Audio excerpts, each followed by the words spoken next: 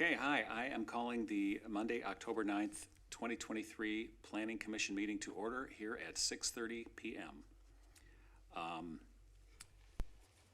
You can join the meeting on Zoom, and all the information about that is on the website. I'm going to read the statement about that.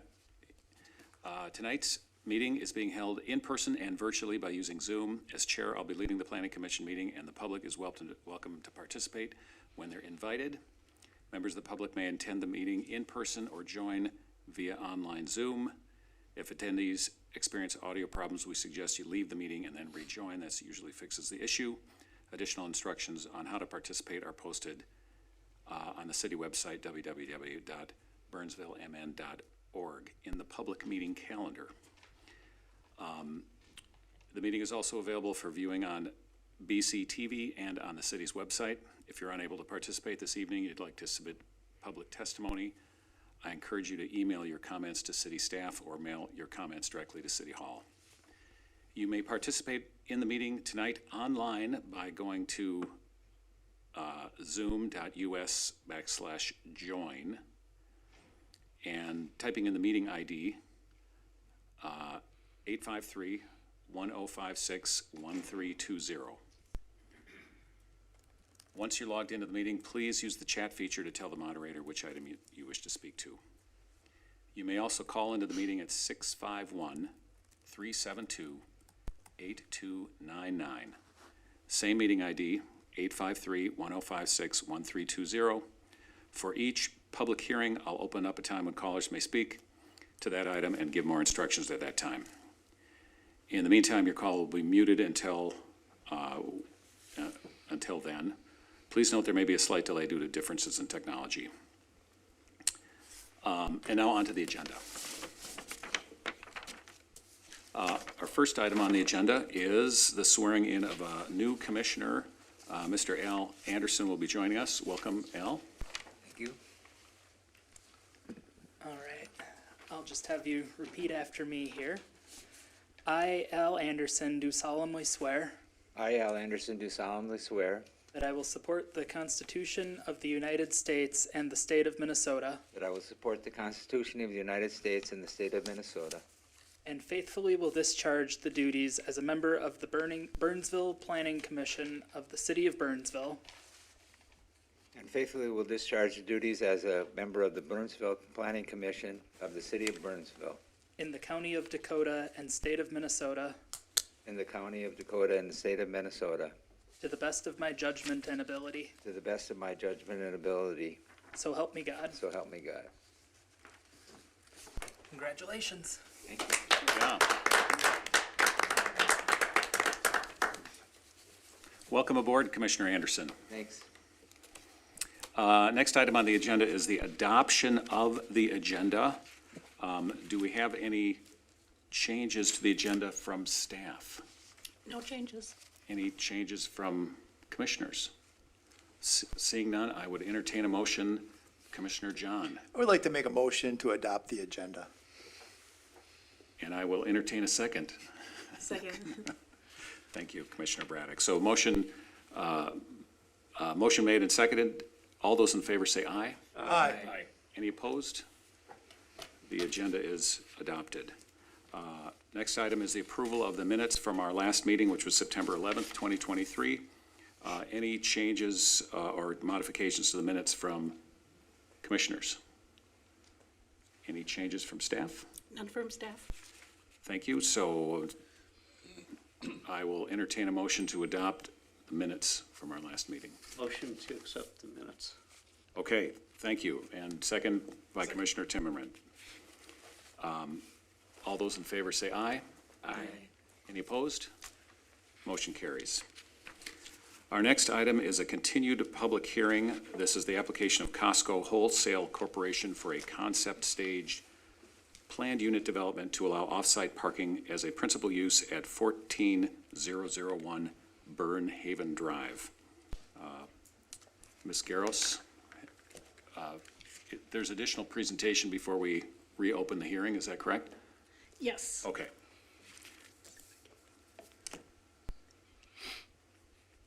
What did I just do?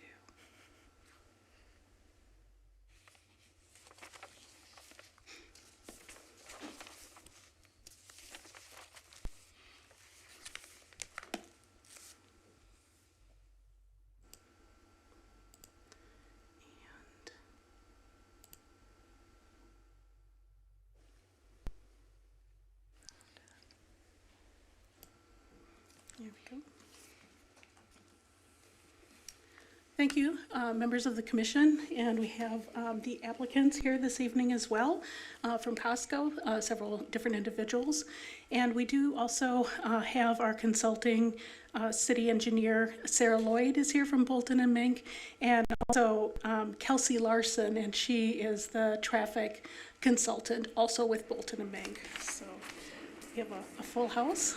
And this public hearing was initially opened back on September 11th, and there were some issues related to the traffic and transportation element, so we wanted some additional time to take a look at that, and that's what brought us here this evening. So it is a continued public hearing. And the subject site, most people know where Costco is. In the city of Burnsville. The subject site is actually the smaller piece that is to the east of Burnhaven Drive, and this is the site that we will be discussing this evening. The property address is 14001 Burnhaven Drive, and the site itself is about 1 acre in size and is currently developed with an existing building. The subject site, this is just a bigger aerial of the site. A couple of things I just wanted to bring to your attention for the commissioners and audience is there is currently 2 driveway accesses onto Burnhaven Drive from the site. This southerly access at one point in time was actually connected to the fire station / public works building that was there. It hasn't been connected for quite some time, but it is still in use, and this will remain one of the access points that the applicant will continue to use. Then we have basically Burnhaven Drive, which is the north-south street. It is a collector street based on the city's comprehensive transportation plan, 4-lane divided roadway. And then we've got 140th Street West to the right, and this connects to Aldrich, thank you, Aldrich Avenue over on the to the east. The coal site is the entire property located to the west. And just to bring your attention, because this is the main access that we'll be discussing this evening, this is the access ramp to the warehouse site. And just for illustration purposes, the fire station site has been reclaimed. The old fire station building has been taken down. And this is what the property looks like now. Everything has been removed with the exception of the cellular tower that is in this location. Pretty much everything on the site is planted with the exception there was an access to the fire station at this location. When the fire station was removed and all the facilities removed, what they did is kept a 10-foot trail. So there's currently this 10-foot trail in this location, but the rest of the roadway has been removed. There is also some existing blacktop that was retained over on the east side, basically to be able to access the cell tower site. So with concept stage PUD, our planning and development process really has 2 stages. Concept plan, and this is kind of an overview of a proposal. It's not meant to get down into the nitty-gritty details. It's an overview. We're looking at it from the Planning Commission standpoint in terms of the land use that's proposed, zoning, those types of things. So it's a higher overview, if you will. Traditionally in Burnsville, most of the time we will do the concept and then the development stage PUD at the same time. So I think planning commissioners are probably more used to seeing that. In this case, it will be separate, and depending on the outcome of the concept stage PUD, the applicant then would come back for a development stage PUD, and that's where you'd get all of your detailed reviews, landscape plans, utility plans, access, all of those types of things. So this is an overview, if you will. The basic concept is to change the subject site from an office, a commercial office type facility, to a parking lot. And in the Burnsville zoning ordinance, we do have a provision that allows in certain zones, the B3, which is our general business zone.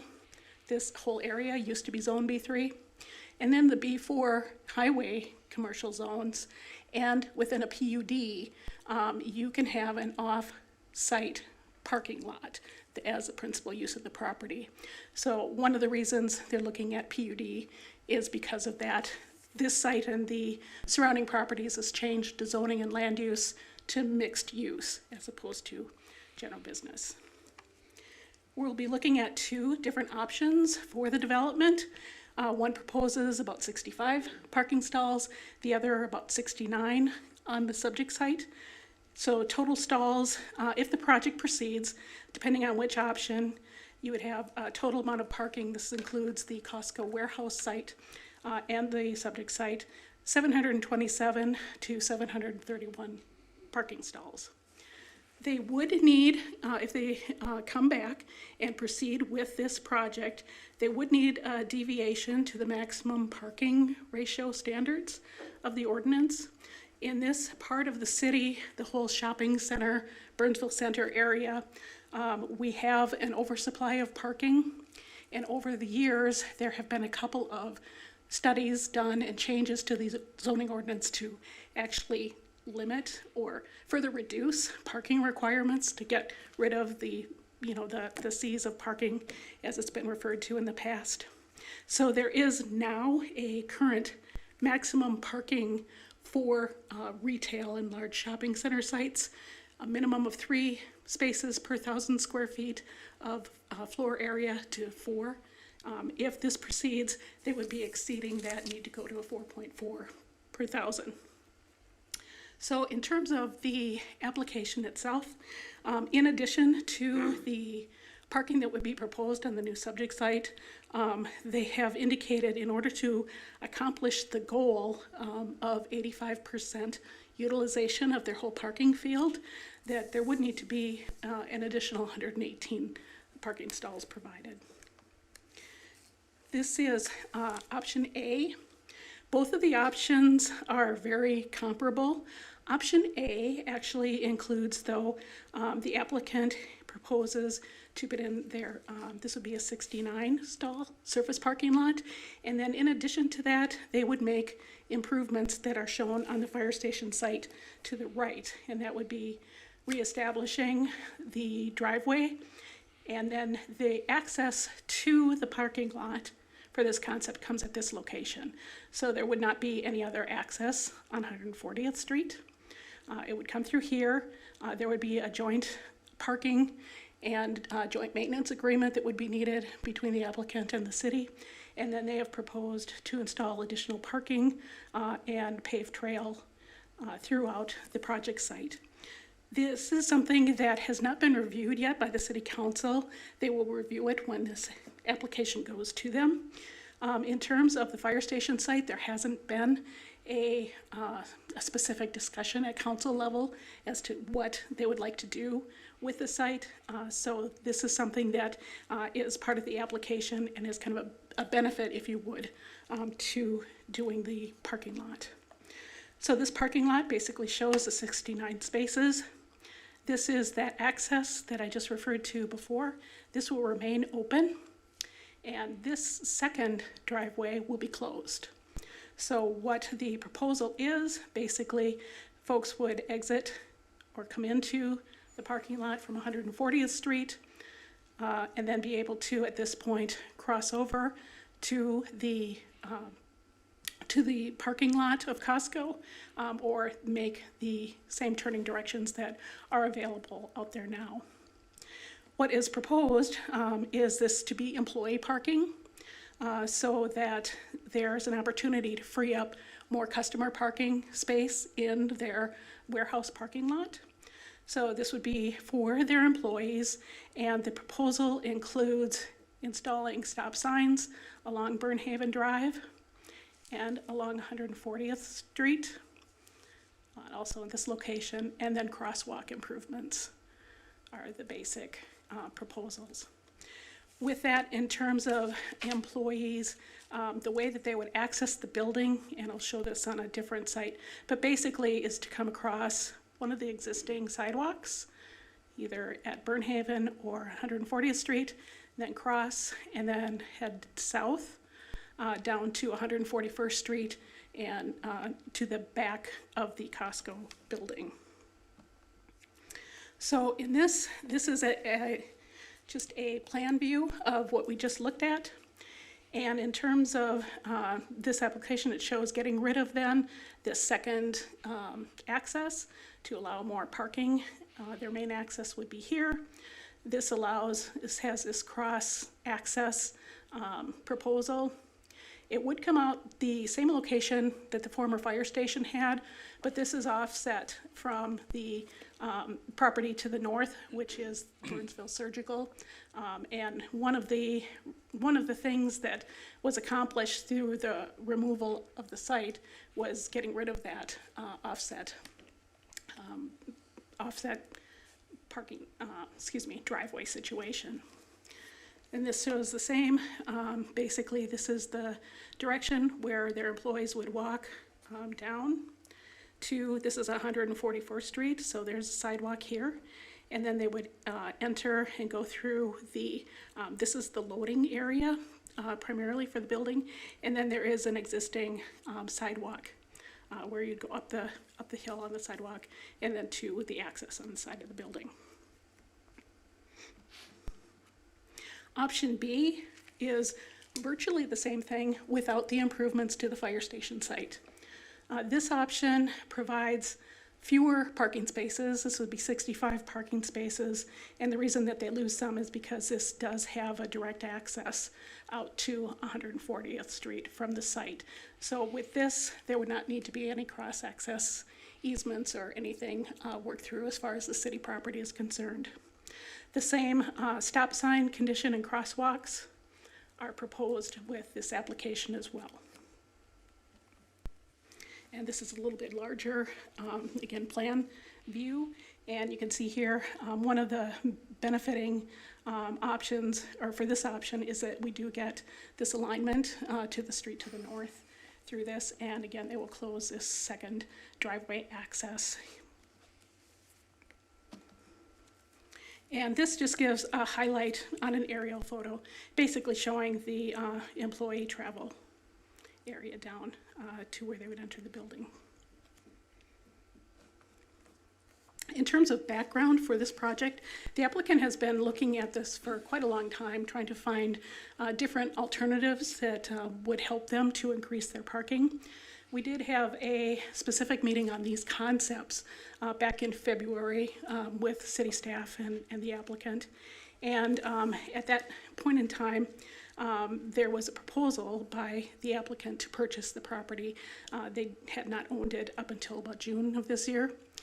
And the subject site, that building was constructed in about 1981, commercial building, basically an office.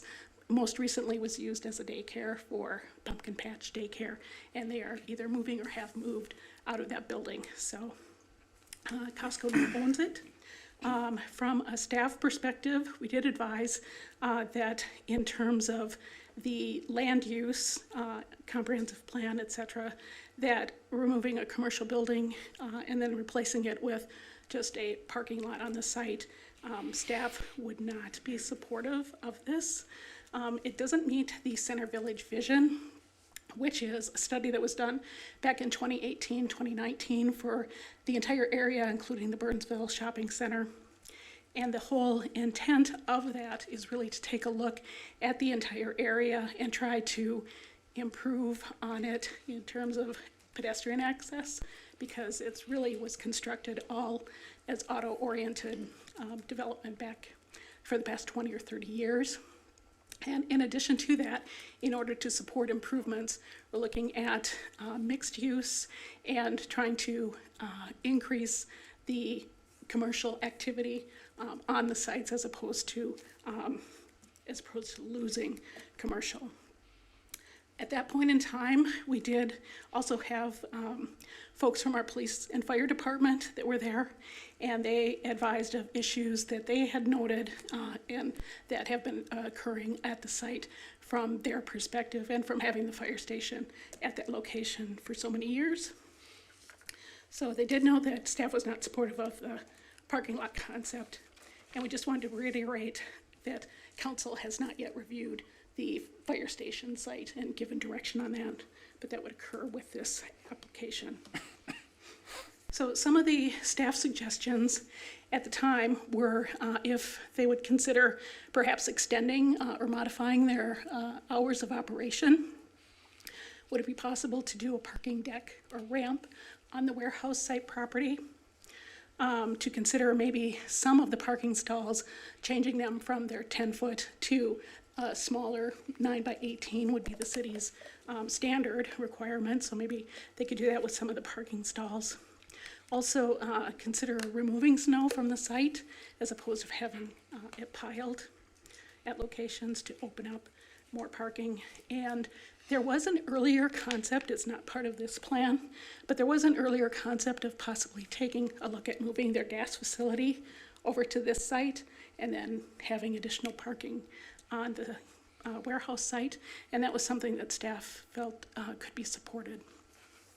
In terms of these, the primary issue from Costco's perspective is that they treat all of their customers the same and they want everyone to have the same experience. So they don't want to have differing hours or things that are unique, if you will, to this location that would be different from the rest of their market and their other locations. So in terms, we did provide an attachment where you could go see the summary of the traffic report, knowing that the commissioners are not traffic engineers and neither am I by any means, but at least to provide you a summary or the general information. We did provide that for what the applicant submitted. They do know that they need more stalls. They did an analysis which shows that they took a look at actually the number of sales that have occurred over the last few years and how that relates to their parking utilization. So they know that they need additional parking. They are looking at this 85% parking utilization as kind of that's a site that provides them with a good customer experience, being able to get people in and out, and that's what they would like to have. With the proposal, they are trying to get up to that point. They know that they won't reach it. With this particular proposal, they'll still come short, but it is something that at least they will say will help them in the interim. In terms of the crossing, basically this is an overview of what they would be talking about. It's installing stop signs. There would be stop signs from the site internally installed in these two locations, and then also a stop condition at this point, also for the southbound traveling folks, and then pedestrian crosswalks. And they would be looking at doing some type of enhancement, not just the stop signs, but enhancement in terms of either like the flashing lights or the lighted stop signs or some other type of option that helps garner attention for folks. In terms of issues from a city standpoint, a staff standpoint, these are again related to the operation of the site. There is a letter that we provided as background to you from the fire department and police department.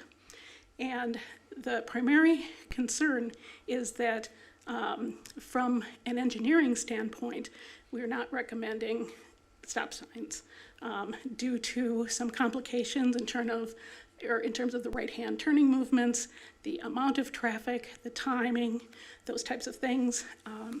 Our engineer is recommending a signalized intersection, primarily to facilitate traffic movement and also pedestrian movement. Fire and police indicated that they do have concerns about anyone basically crossing Burnhaven because it's a 35-mile-an-hour speed limit road. It's 2 lanes each way, and we have had similar issues on similar streets and are working very hard to try to control those and make them as safe from a pedestrian standpoint as possible. There have been different accidents that have occurred on and around the site. They have not occurred always at this intersection, but just know that there are a number of accidents that do occur in the general area. And then the proposed crossing, no matter where you're coming from, if you're coming from the north or the south, it's at the crest of a hill. So visibility is also somewhat affected because of that physical topography. The police department feels that just having stop signs may actually exacerbate the issues. Their concern are primarily that there would be traffic backing up, most likely, on Burnhaven and possibly 140th Street. They're also concerned about somebody running the stop signs and accidents from that standpoint. And that's based on similar intersections throughout the city. We did also express in February the concern for the long walking distance for the employees.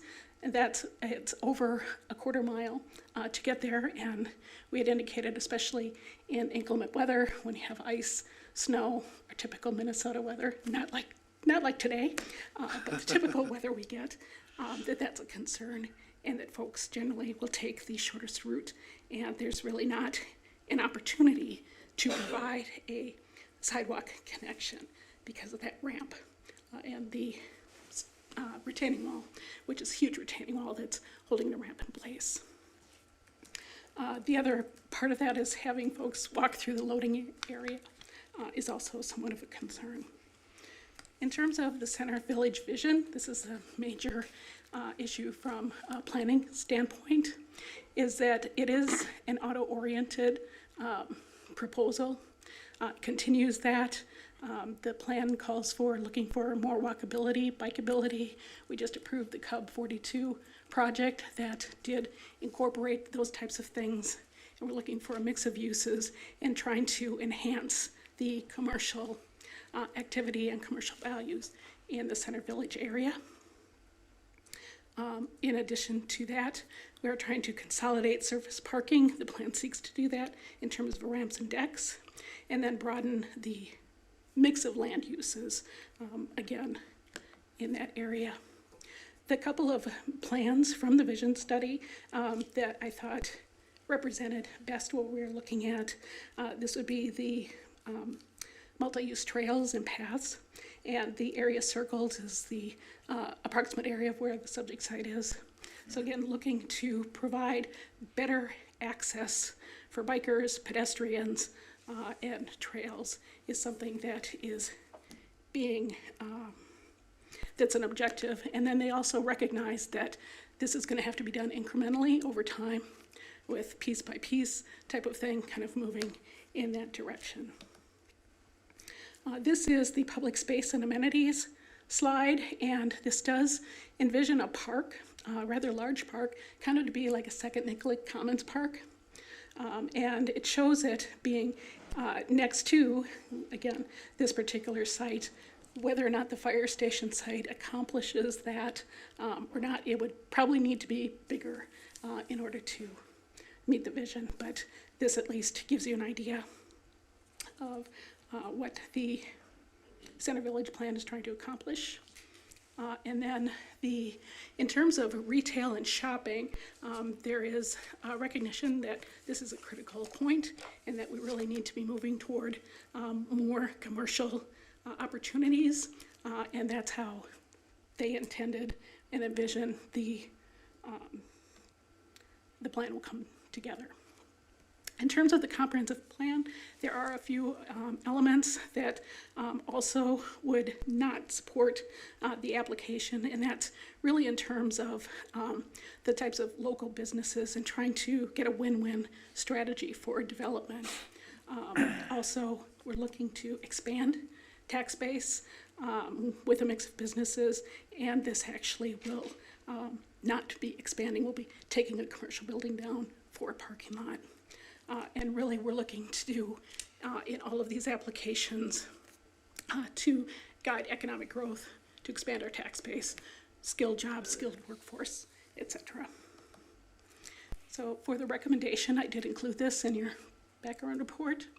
And what we are recommending is that the Planning Commission recommend denial of the concept PUD for the reasons that I've talked about, and they are listed specifically in your recommendation section of your background report. So with that, this is a public hearing, and I can stand for questions. And the applicant is also here. Thank you. Thank you, Ms. Garros. Questions from commissioners? Commissioner John? Thank you, Ms. Garros. Great explanation, great detail, really appreciate it. My number one question has to do with option A, and option A is the one where they're going to redevelop the park. So would Costco purchase that entire lot then, including the old fire station spot? Or would it just be that location, they fix up the I don't think the details of that have been fleshed out yet. They had talked about, at one point in time, the possibility of maybe purchasing some of the fire station site, say for the gas station. In this one, I believe that they are looking at, that they would make the improvements, but that the city would keep that property at this point. Okay. But I think that that's open for negotiation with the council. Okay, thank you. Any other questions from commissioners? Commissioner Anderson? Have they, have you discussed with them closing the Burnhaven Drive entrance and just entering the lot from 140th? That has not been discussed as far as I 'Cause that would give you extra spaces in there too if it happened to be approved. And it would be much safer. As you can see by my foot, I've been around that TCO area quite a bit lately. And I know that there are traffic issues. But I think the big issue is the gas station backup at times. Yes. That backs up out into the road. And it might make sense to move it like you guys had proposed, so. I have a question about the Center Village Vision Plan. Yes. So in those images, we see a number of kind of mid-rise buildings or low-rise buildings that appear to be maybe apartment buildings or condos. How is really the long-term vision to have housing in this area? It would be to add housing Yeah. within the area to help with that. And that's why the mixed-use designation was applied in terms of, because I think that you really are going to need to have additional people there to support more business activity. So yes, I would say that that is a central component. There isn't the specifics of it should be located here, there, or whatnot, but they're anticipating, yes, multi-story Sure, yeah. residential availability, not single-family or townhomes. Yeah, I'm a little concerned about having a park in this, as proposal A that has a park that doesn't have any housing around it. I kind of wonder who's gonna use the park or and we have a lot of parks. So, thank you. Sure. Commissioner Timmerman? Ms. Garros, I think you did a great job highlighting the concerns with this project. I mean, I was part of the planning commission when the comprehensive plan was established, and we talked long and hard about this particular area. And I don't just mean the Burnsville Center area, but everything north of that, everything west of that, and everything to the northeast of that. So this is not in line with what we looked at that time. I think that putting a parking lot next to a potential future park is not a good use of this property. I will just frankly say it'll take a strong argument on how this benefits Burnsville and the citizens of Burnsville from the applicants, so. But great presentation, thank you. Commissioner John? I was wondering if we could speak with the applicant at all or ask questions? Yeah, absolutely. So my question is, should we do that as part of the public hearing from just a procedure standpoint, or do we have them come and present before the public hearing? Anybody have a? It's really up to the commission as to how you would like to do that. Okay, why don't we reopen the public hearing and the applicant can speak at that time, and then if anybody else wants to speak or address it, we can take their comments as well.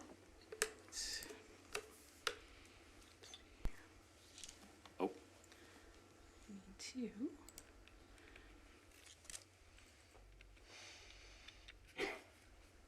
So while you set that up, maybe I'll reopen the public hearing at 7:05 PM.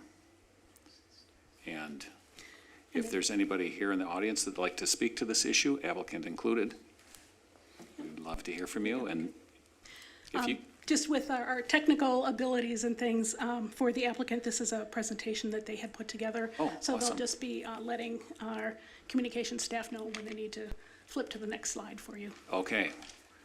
If you could state your name and address for the record. Sure. Good evening, Mr. Chairman, Plan Commission members. Let me make sure the mic is on. Yes. My name is Larry Jurczyk, and I'm a Costco real estate planning consultant. My office is located at 1955 Raymond Drive in Northbrook, Illinois. It's about 30 miles north of Chicago.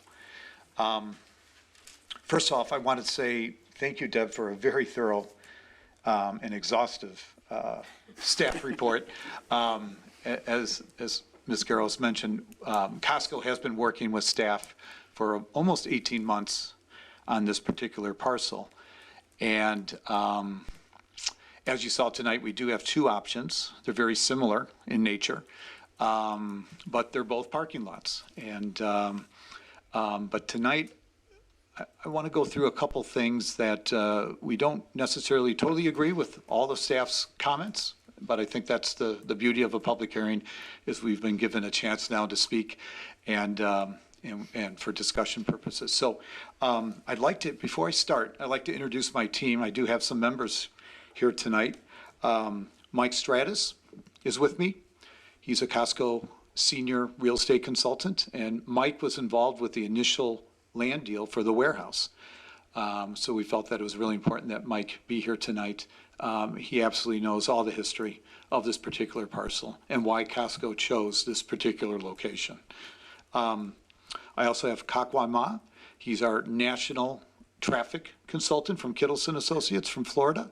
He's going to be talking a little bit about the crosswalk situation, our plans currently that we submitted, the more recent development of the traffic signal, as Deb mentioned, which we've given that a lot of thought, and we could talk about that as well. I have Chad Barrett from the Costco warehouse with us. He's the assistant general manager with us tonight. And did I forget anybody? I think I got everybody. So, Deb, how are we going to advance the slides? Just ask them to go to the next slide. Okay, great. Why don't we advance to the next slide? Two individuals that are not here tonight that are very instrumental in our project team is Stephen Cross. He's our Midwest Costco real estate manager. He's been participating and he's been actively involved in this project, as well as our local civil engineer, Tom Meyer. He could not make it tonight, but we've also consulted with him on, at this PUD concept stage, to some preliminary civil engineering in terms of stormwater, and if we decided to expand our site with the proposed park driveway and trails, how that would work with stormwater if it was combined. Next slide, please. So Deb did an excellent job describing the subject property, where the property is located. I think everybody understands where the property is located. I guess I wanted to make reference on this slide, this property context and character of the neighborhood. You can see the city property. It is zoned P, park zoning. Our zoning, as Deb mentioned, was P3, but it's been changed to mixed PUD. And so that's our proposal tonight, that our parking lot would be a planned unit development, allowing a parking lot as a principal use as we would tear down the existing building that's there today. And one thing I wanted to make reference with this slide is the amount of commercial. McAndrews Road is basically our demarcation from multiple family. You have some single family up north. and to our south are the primary uses, land uses, is commercial. We have the Target, of course, we have the Kohl's, and we have some medical office to the north of us. Another point I wanted to make with this slide is parking lots are associated with commercial uses. And so that's another point I wanted to make, is that we are proposing a parking lot. We are in a predominantly commercial area. Before I went on to another slide, I wanted Mike Stratus to come up to talk a little bit about Costco and a little bit about the history prior to me getting into more of the detail of the 1 acre parcel. Mike?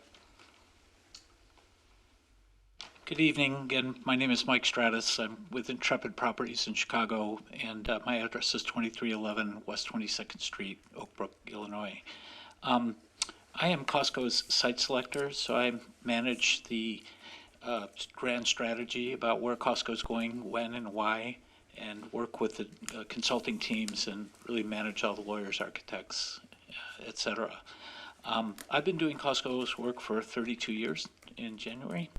And before I get started here, I wanted to, unfortunately, take about 30 seconds of your time and let you know the history of how I came about. So 15 years ago, when I started looking down here, Costco was starting to advance in Lakeville or Shakopee or to the east. I'm blanking on the name. Apple Valley. Apple Valley. And we were looking at sites. And your mayor at the time, and I'm going to murder her name, Mayor Kautz, she and the community development director reached out to us and said, we'd like Costco to come in and serve as the genesis for redevelopment of the mall. And we said, we would love to do that, but there's not enough room. So we spent money and we attempted to go in there. And during the course of that period, we built a relationship and we started exploring other sites within the community that might make sense.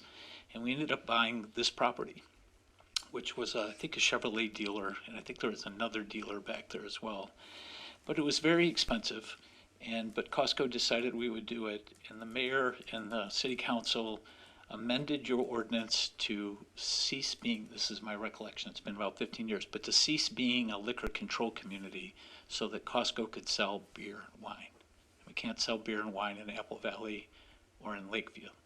And so we worked together with her and the staff, and at that time, all of the area to the east of us was commercial. And this goes to you looking for compelling reasons, so I really want to give you this history.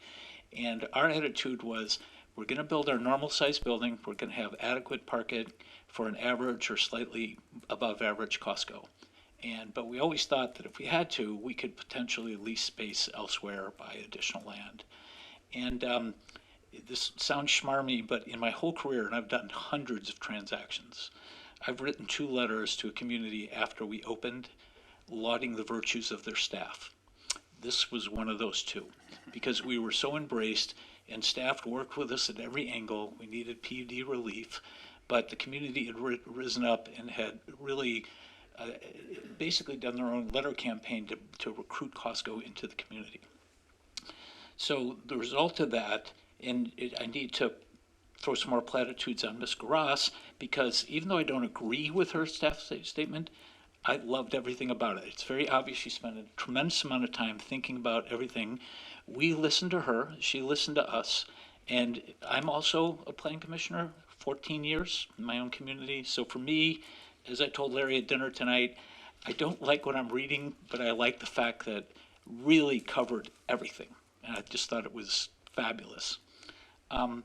So what this all, by way of background, has resulted in is Costco now has a very successful building here, one of the highest producing ones we have in the Midwest.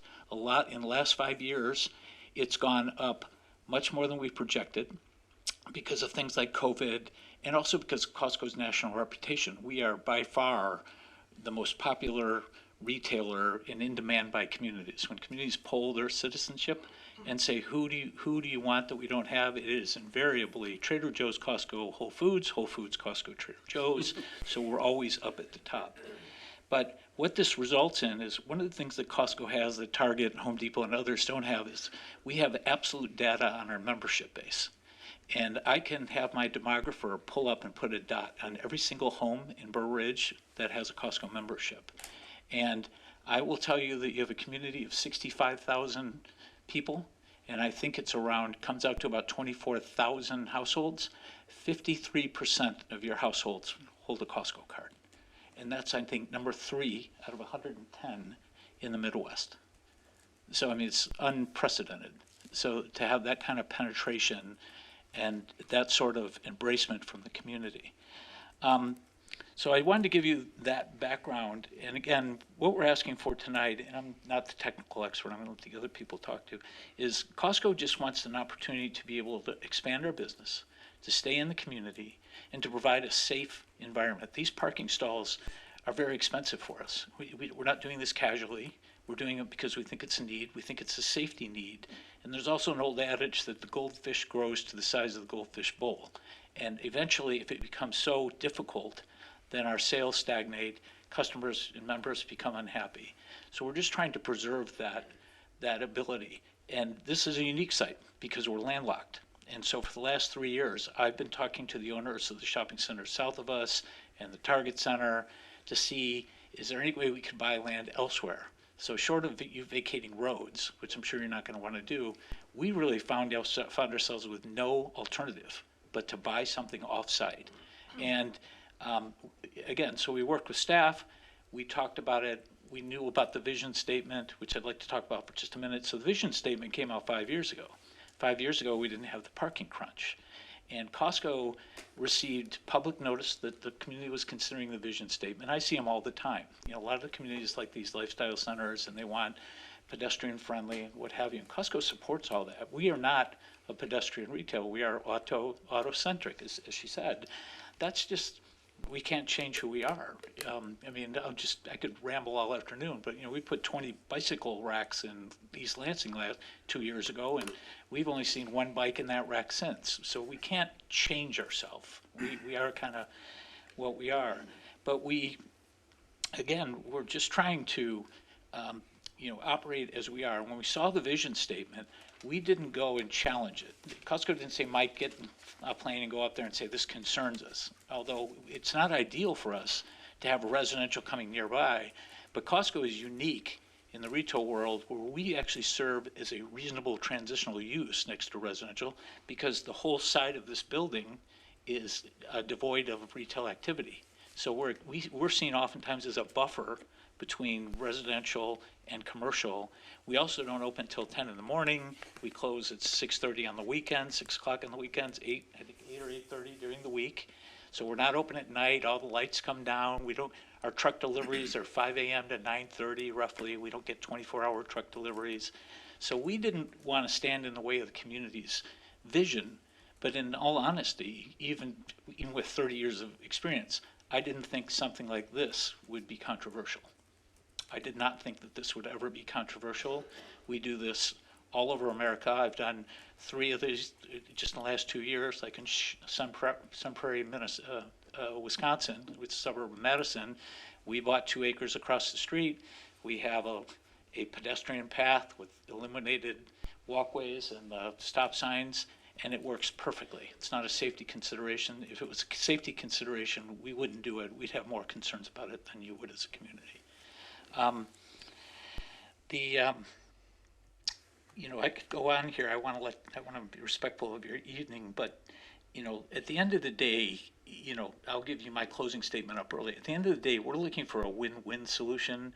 We have proposed. We looked at putting gas on this property. It doesn't fit. We'd have to buy half of your park in order for it to fit, and we would be willing to pay for the park roadway improvement if that's something that's a benefit to the community. So we want to work with the community. And one last thing is that you have a vision statement here. My community has a vision statement too. And we see these often. Most recently I saw one in our suburb of Ann Arbor, Michigan.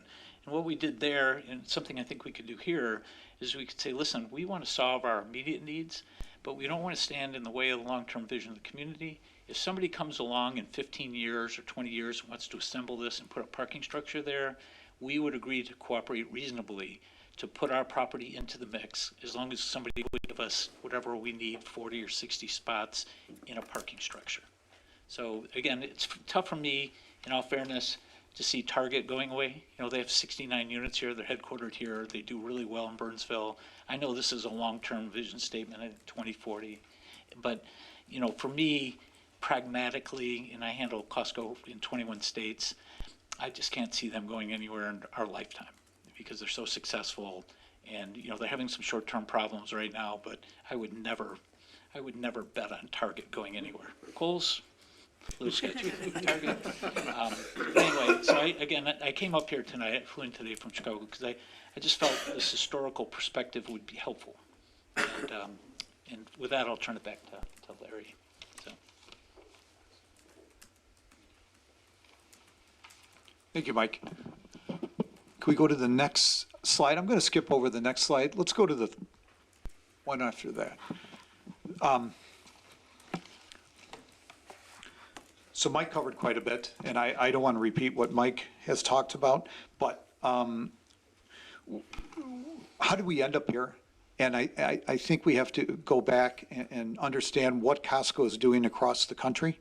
So, of course, Burnsville is not the only property that we're looking at in terms of parking expansion. As Mike mentioned, a big part of his business, a big part of his task with Costco is to look for property to either purchase or to lease in some cases, some very rare cases.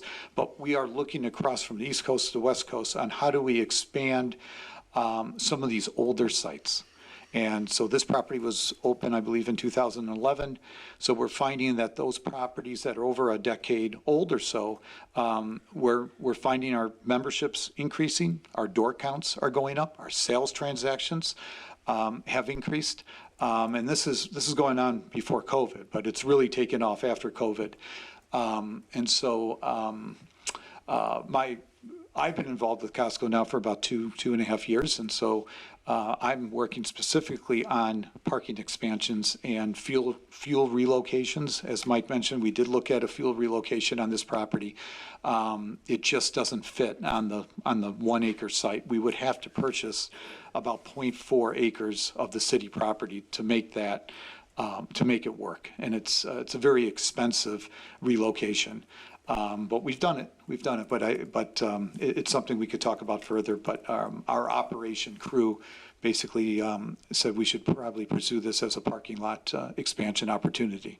So a couple of these other bullet points. You've heard about this 85% parking utilization. My traffic, Kakwan will talk more about it.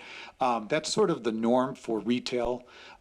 Meaning if a parking lot reaches that 85% percentile, you're going to start having issues where people are driving around for a little bit more extended period of time looking for a parking spot, and it could create some unsafe conditions. Of course, when you get to 90% and 100%, it's already too late. So we're right around that 85% right now with this parking lot. And so, yes, this parking lot is 65 or 69 spaces. It doesn't sound like a lot, but it really is. It really will help us. And working with the warehouse manager, he likes the idea of having his PM staff park here, not the AM. The AM gets in at 4 in the morning. They would, of course, park closer to the back of the building. They can't come in through the front of the store. The front of the store is not open till 10. And that's including employees. So all employees before 10 o'clock have to enter the rear of the store.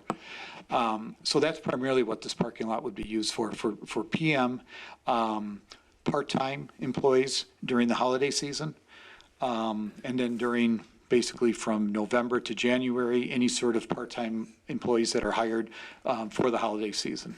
Well, let's take a look at the parking design standards. So in comparison, we have 662 parking stalls right now. 661, 662, it depends on who you talk to. But we're designing new warehouses between 800 and 900. And that's where we're at right now. So it's a big jump. And if we have any time during midday, we have almost 100 to 112 employees so now you could subtract that. Now we're down to 500.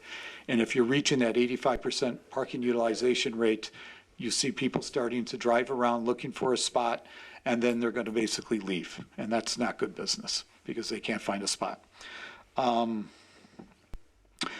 Deb had mentioned the parking ratio. Right now, we're about 4 per 1,000. When you do factor in this 65 or 69 car lot, we're at about 4.3, 4.4. I'm not quite sure if I agree that we would need a zoning variation because it is a separate lot. I think Deb's calculations we're adding a separate parcel with this parcel. But if we just look at this parcel, we would meet all the zoning standards. But we could talk about that further. Let's go to the next slide. So these are some factors that influence parking at Costco. I don't have to go through all these, but when the parking works correctly on a Costco site, it really does directly affect the traffic circulation and patterns around the property. It really does. And we're going to be talking a lot about the Burnhaven 140th intersection, and Kakwan will get into more detail about that. But the last point, convenient parking is vital for Costco's business model to succeed. We really do. That parking is part of our business model.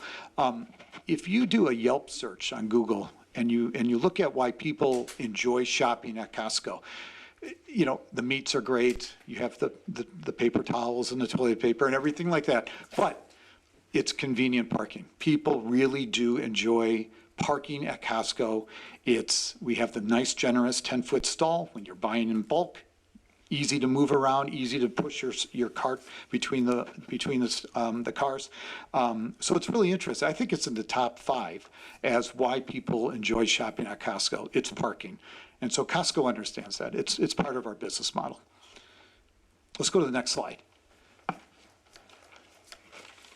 So here's some more facts about the site. We've talked about the zoning. We don't have to repeat that. We've talked about the parking ratio. There are 320 part-time and full-time employees at this Burnsville location, which is quite a bit. 85 employees arrive at the 4 a.m. shift. 85, that's quite a bit. On the wholesale or on the main site, you'll see some boxes in orange. That's approximately where employees park today. So in the morning, you could see that they park directly across from the liquor sale area on the west side of the building, and then they park along 141st Street and then down McAndrews. In the PM shift, parks closer to the fuel station, and then in the parking closer to Burnhaven there.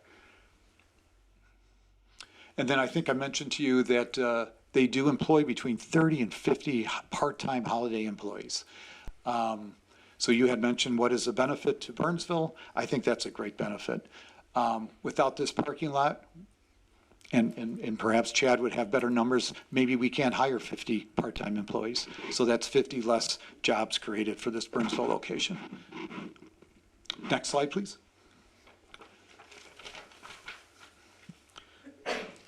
So here I overlaid a proposed site plan for the 65 car parking lot, and I'm showing you in blue the travel, how employees are going to get to the store in the morning or in the PM.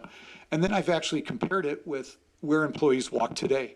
And you could see that the distance is very similar. I think Deb's right. I think it's a little less than a quarter of a mile. But I walked both locations today. It took me at the corner, crossing over Burnhaven, less than 4 minutes. And from the fuel station down, it was about 3.5 minutes. So you save about 30 seconds or so from the parking. And I believe your traffic consultant had no concerns about the length of time.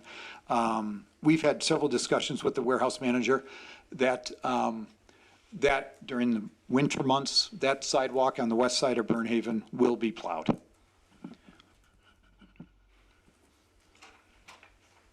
Next slide, please. So we've looked at this site plan. This is concept A, with the idea that we would have a shared parking access on the park site. And that would be funded by Costco. We're not looking at purchasing the park site. We would just assist the city in developing Deb and I have talked about what sort of plans would the city possibly have. We don't know. So it's just basically a concept. But Costco would be willing to do these improvements for shared access that I think the city and Costco would both benefit from this plan. Next slide, please. So in terms of meeting zoning requirements, setbacks, we would meet all the appropriate setbacks, parking islands. We're not showing a landscape plan. Costco has historically does some very beautiful landscape designs. So this would be completely screened, probably with a hedge. You would not see headlights. You probably over a couple of years would not even see a car, the front of the car. And then we would have shade trees. We do have some existing trees on the west side, on the east side, right on the property line. There's some gorgeous trees there that I noticed today. I think we could save those trees. They fall just east of the property line. And here I'm also pointing out the crosswalks across Burnhaven and 140th, stop signs where the stop bars would be. Everything would be an all-way controlled intersection. Kakwan will get into more of that. Next slide, please. So we've seen this one. This is option B. This is a couple cars less with direct access onto 140th and onto Burnhaven with the same crosswalk concept design. Next slide, please. And again, this is our setbacks, our green space. We are meeting the pervious and impervious lot coverage. We're covering less than 70, I think 73%. I think your threshold is 75, Deb? Next slide, please. So we haven't seen any site photos, so here's a picture of the existing daycare, the Pumpkin Patch Daycare. I'm looking in the northeast direction. You can see that existing, actually, this existing drive is a drive that would be closed down. So there's two right now in Burnhaven. One would be shut down. We would keep the southern one. Next slide. Here's a good shot looking back at the property. The southern drive is the drive we would keep and we would utilize. We would close the one on the north side. And you can see those trees off in the distance that we would try to keep. Next slide. So here's the intersection of 140th and Burnhaven. You can see where the sidewalk is now, where the crosswalks would be proposed. Next slide. Here's the view looking at the park site. That was just the fire station. There's some beautiful trees on there. And as Deb mentioned, there is a trail that's there today. Next slide. Here's the view of the sidewalk that we're proposing our employees would walk down. That's the walk that I walked down today. And as I mentioned, it took a little less than 4 minutes to get from the parking lot to the back of the store. It was not a bad walk. Next slide. Here's that retaining wall that Deb had mentioned. It's about 13 feet in height. We've looked at different ways to get employees down here. It's just very difficult, very expensive to do, and we lose quite a few parking spaces, and it would be counterproductive. Next slide. Here's a view looking east up that drive. You can see how steep it is. It's around 7.5%. So that's a difficult walk to walk up it. You really do feel it in your legs walking up that. And of course, that's not ADA accessible.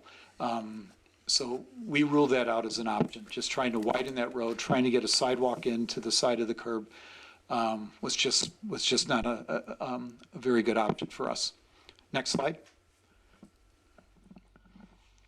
So these are some summary notes that I put together. I'll just enter into the record. Costco has an immediate need for additional parking. Off-site parking for employees is basically our current only viable option at this point. That's our belief. We're going to gain between 65 and 69 additional stalls. That's 69 to 65 additional stalls for our members because we're transferring the employees to the other side. We're going to be reducing our parking utilization. That's around 85% at certain times of the year. We're providing a code-compliant parking lot. We believe we're improving the Burnhaven Drive and 140th Avenue intersection with our all-way stop and crosswalk details. And of course, we're providing crosswalks for employees and city residents. I'm going to skip the next slide, and I'm going to turn it over to Kakwan, our traffic engineer, who will talk about the intersection. Thanks. Thanks, Larry. For the record, my name is Kakwan Ma, 225 East Robinson Street in Orlando, Florida, 32801. Good evening, Commissioners. Thank you for having me. I am the National Traffic Consultant for Costco, and I first want to kind of give you a summary of the parking traffic analysis that we did, which includes the parking utilization as well as traffic operations around the adjacent intersections and driveways around the site. Next slide, please. One more. Thank you. So for the parking utilization, we do have 662 spaces on the site, and as Larry mentioned, we're proposing between 65 and 69 additional spaces. The data that we initially collected was on Thursday, March 4th and Saturday, March 7th, which include high-resolution drone footage. My understanding is there was, a couple days before, there was a snowstorm. Being from Florida, I can't relate to that, but Come back in February, would you? There's an awful lot of white stuff on the ground, and so this will come into play later when we talk about occluded spaces on the site. On March 7th and 11th, we conducted turning movement counts. So those are counts that are done at the intersections. How many left turns are there? How many through movements? How many right turn movements? We did supplemental counts on the 12th and 15th of August, which includes a Thursday and Saturday. Those additional counts were done at the request of the city and the city's consultant in order to determine the warrant for an all-way stop and make sure that we met those volume warrants. So the peak parking utilization, and the reason why we count on a Saturday, I think is pretty evident. We're Costco, right? So Costco's peak day is on a Saturday, and I learned from looking at these counts, the peak hour is Saturday at 2 p.m. That's when Costco's the busiest. Next slide, please. This graph kind of shows you the, and believe it or not, this was consistent for 2021 and 2022, and through the first few months of 2023 whenever we started the analysis. This is Costco's profile over the course of the year as far as number of transactions, sales transactions. In 2022, this particular site had 1.2 million transactions, and they see a year-over-year growth of about 3.5%, 3.46%. Okay, so every year they get more membership. Every year the sales continue to go up. This is a very successful Costco. There are 7 months in 2023 that we forecast will experience, will have at least 4 days. So basically each of the Saturdays will experience 85% or higher parking utilization. Okay, next slide.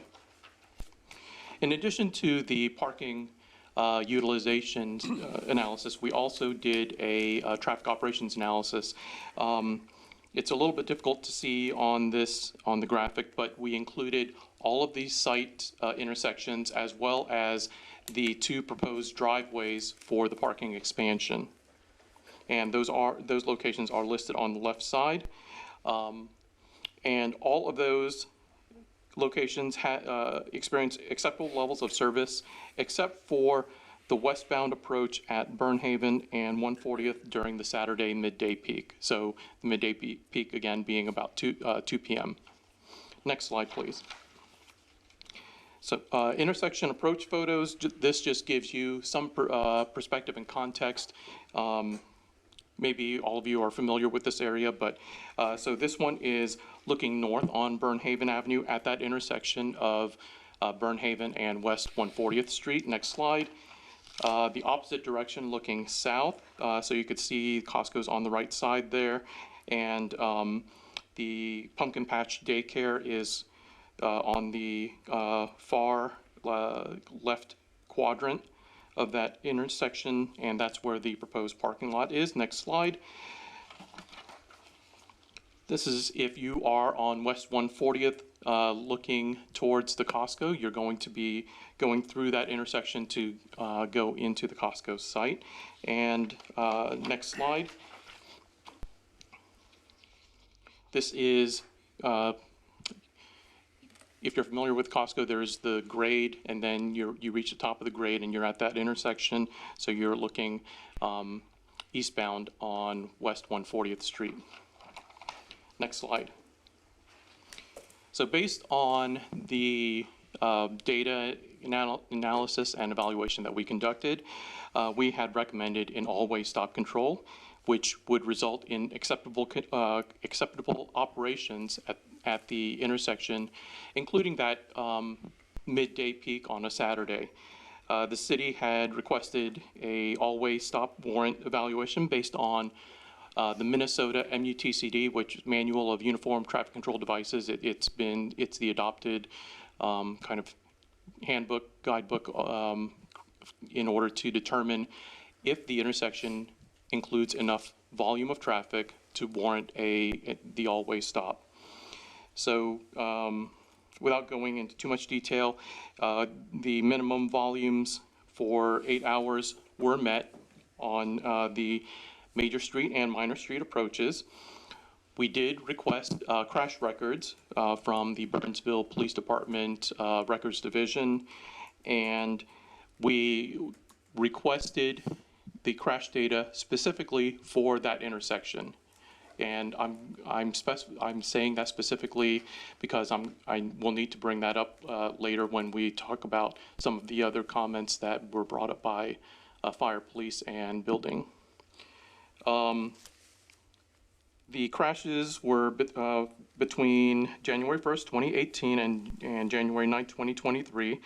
And we found that there were 10 crashes that could be correctable with an all-way stop control, and most of the correctable crashes were angle crashes. Next slide, please. So as we talk about the all-way stop versus signal, why do you choose one over the other?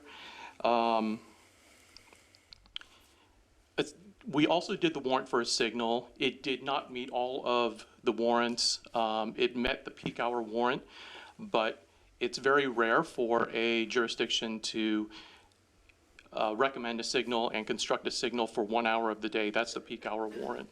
There's also a 4-hour warrant, an 8-hour warrant, and then there's a warrant based on crashes, how close you are to a school, whether it's coordinated with upstream or downstream signals, things like that. Based on the data that we collected, we still recommend the all-way stop. Per the Minnesota MUTCD Section 4B4, since vehicular delay and the frequency of some types of crashes are sometimes greater under traffic signal control than under stop sign control, consideration should be given to providing alternatives to traffic control signals, even if one or more of the signal warrants has been satisfied. The Minnesota MUTCD goes on to list 14 different options to consider as alternatives before installing a signal, including, if the warrant is satisfied, installing a multi-way stop sign control, which is what we are proposing here. And these photos show different alternatives to providing greater visibility of stop signs, especially on roads where maybe stop signs are not are newly installed, just to inform the driver, and they include the LED flashing around the border of the stop sign, the beacon on top. In the concept, Go ahead and advance the slide, please. In the concept, you could see that we included a stop ahead sign in advance of the stop sign itself. And I'd like to address the concerns brought up by the city police, fire, and building code divisions or departments. The first one being that there is concern for employees crossing a very heavily traveled intersection that has a long history and large number of personal injury and property damage accidents. Essentially, this is why we had recommended having the all-way stop. We wanted to create a safe crossing for those employees from the parking expansion across the road. With an all-way stop, all traffic will need to approach the intersection and stop. It's not like a signal where there's a green and there is always a flow of traffic. All traffic will need to stop. All traffic will need to make a decision once they stop whether to proceed forward. Is there another car that arrived there first? Is there a pedestrian that's getting ready to cross? It gives a driver more time to make that decision than just seeing the green ball and proceeding forward.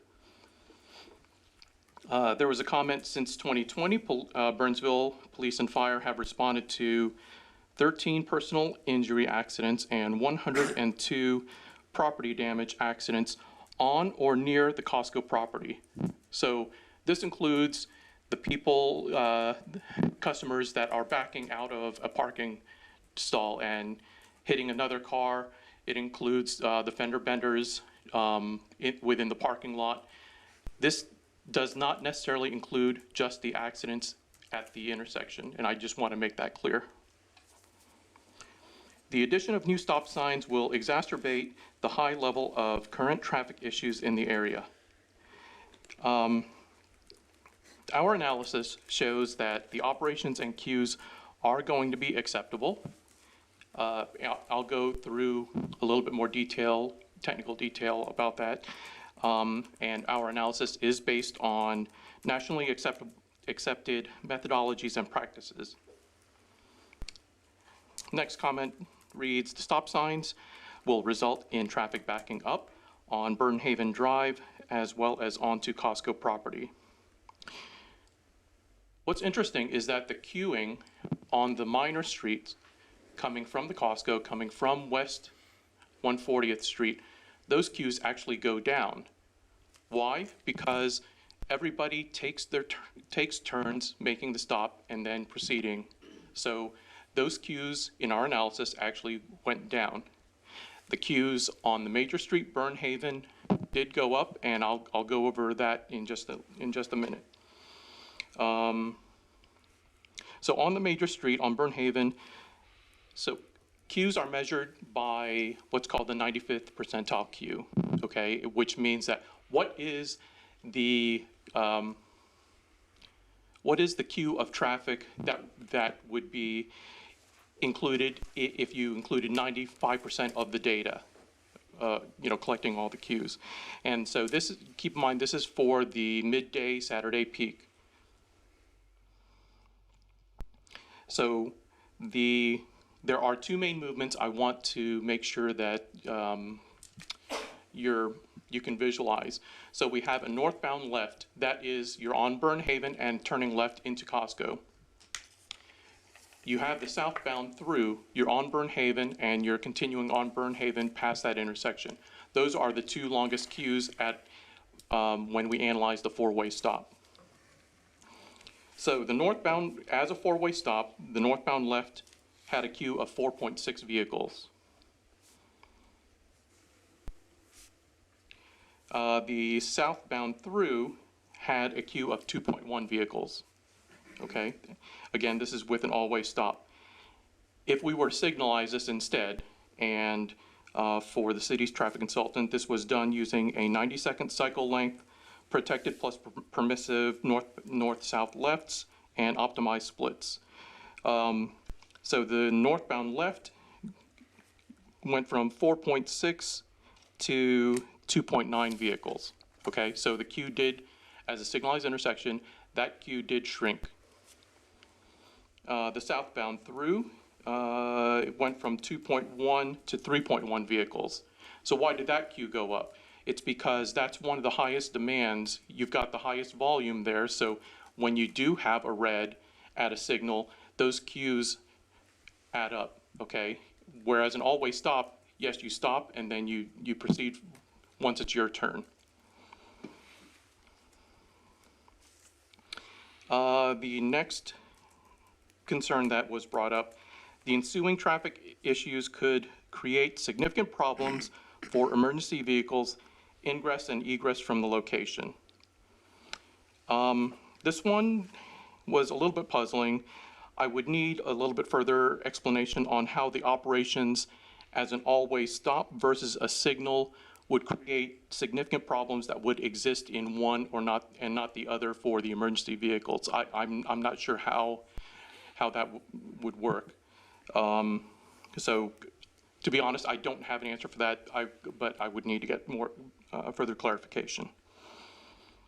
The proposed crossing is at a crest of a hill that will create sightline issues for vehicles and pedestrians. It is at a crest of a hill, but it does not create sightline issues. I came on an earlier flight yesterday so that I could walk the entire site. Street View can sometimes cheat because Street View usually has cameras that are mounted 12 to 18 inches above the roof of the car, so you really don't get the right perspective.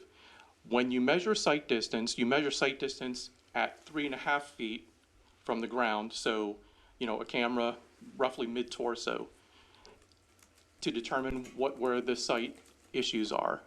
And even though it's at a grade, you've got a stop sign that is mounted, the bottom of the stop sign is mounted 7 feet above ground, measured 300 feet back, which is the stopping sight distance per the Minnesota Road Design Manual.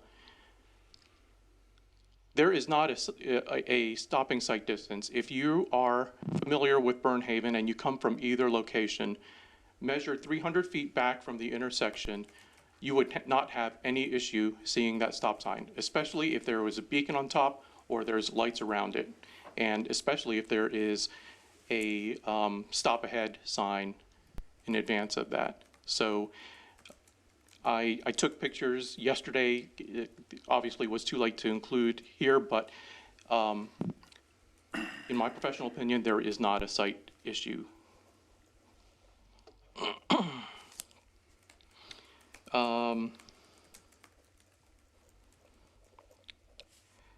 The proposed employee foot traffic route and distance are a concern first shared with Costco in February of 2023.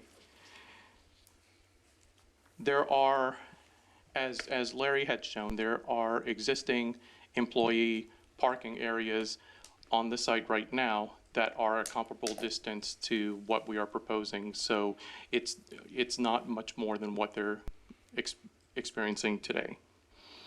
Concerns about the feasibility of the employee route given the walking distance from your store to the parking lot, especially during times of inclement weather. Again, as Larry mentioned, Costco would ensure that snow is cleared from the sidewalk on their side. As far as the distance, we already touched on that. One last thing that I would like to bring up as we talk about always stop versus signal. Your traffic consultant did a great job in providing some example locations and talking about the safety between the always stop and the signal.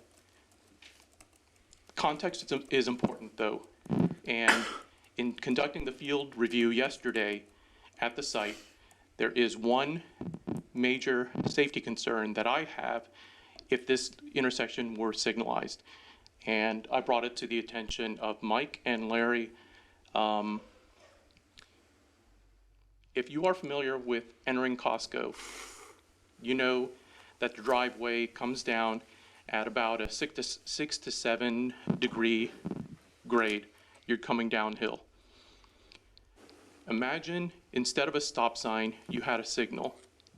you're heading into Costco along Burnhaven, and you have a green light.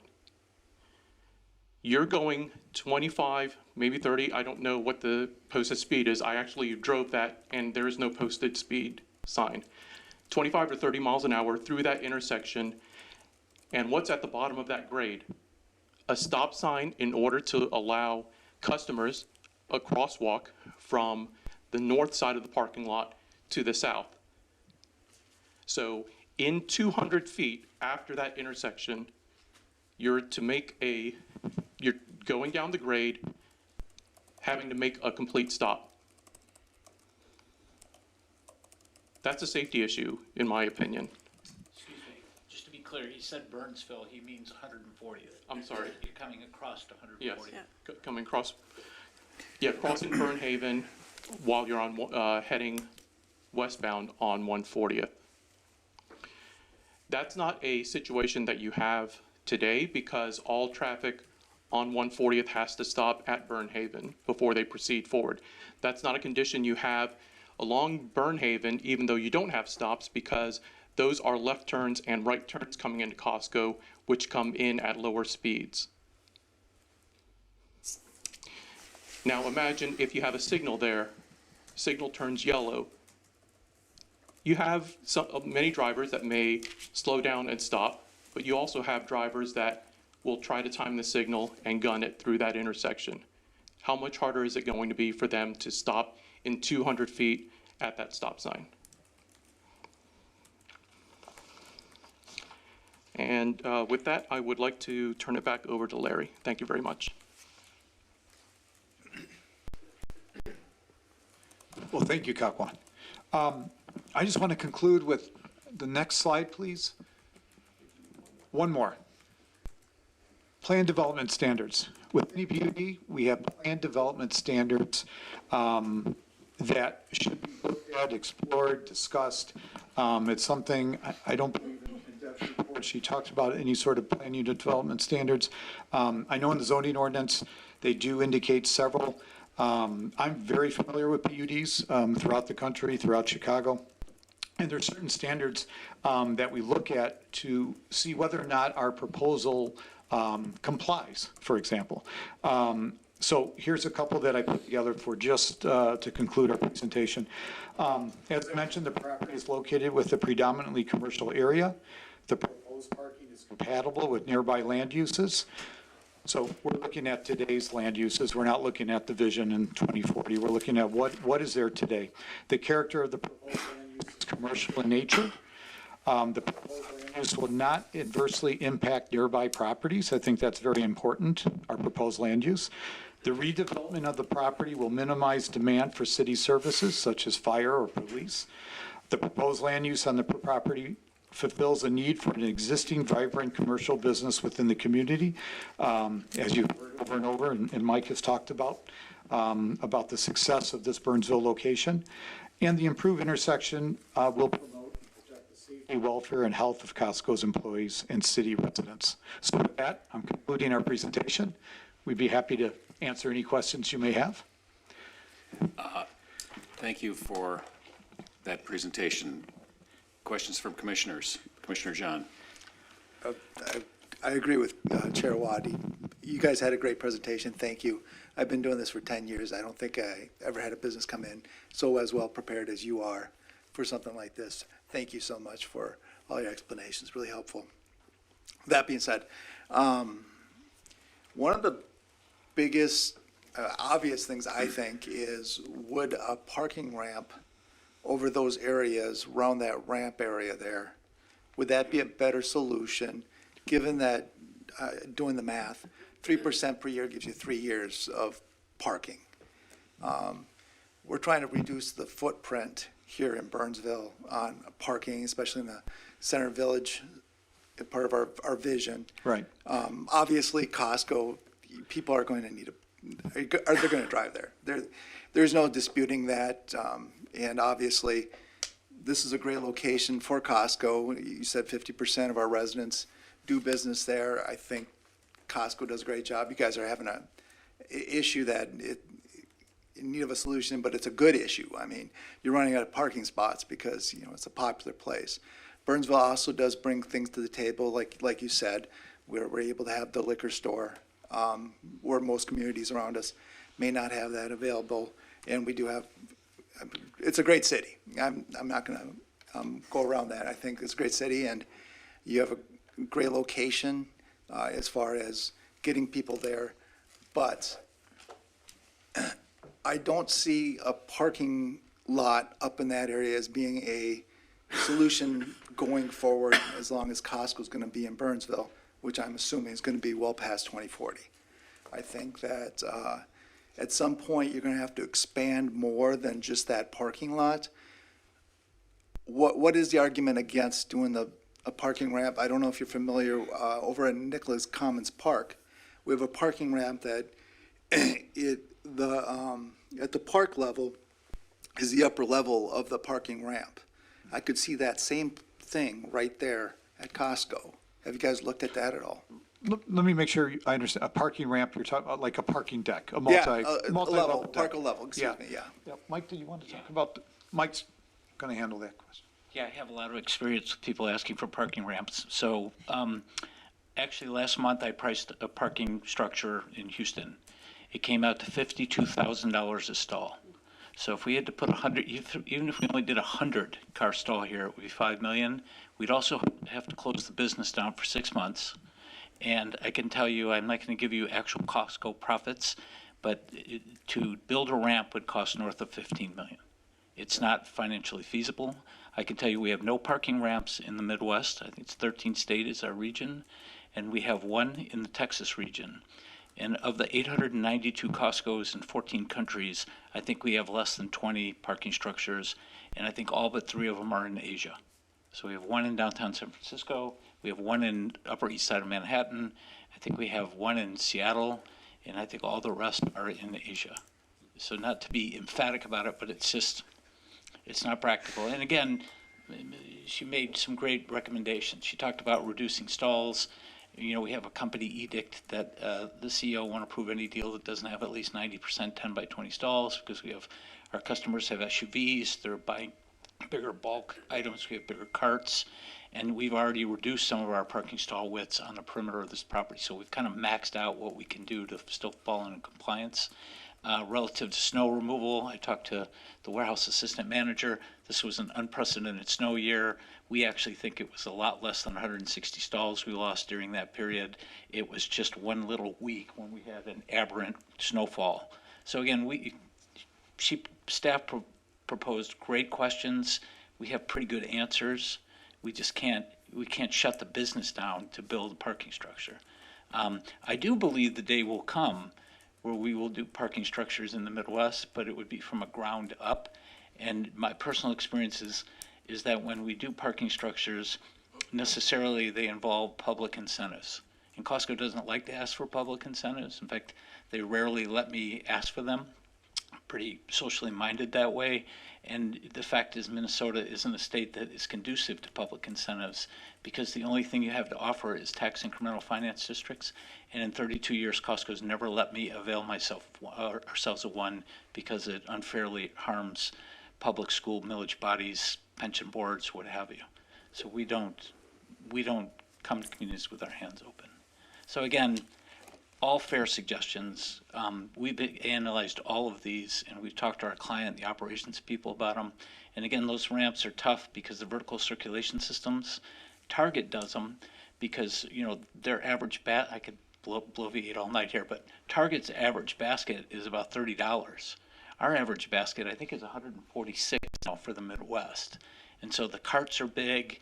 The vertical circulation ramping systems don't work well. They break down. You'd have to have hydraulic elevators, and it just becomes cost prohibitive.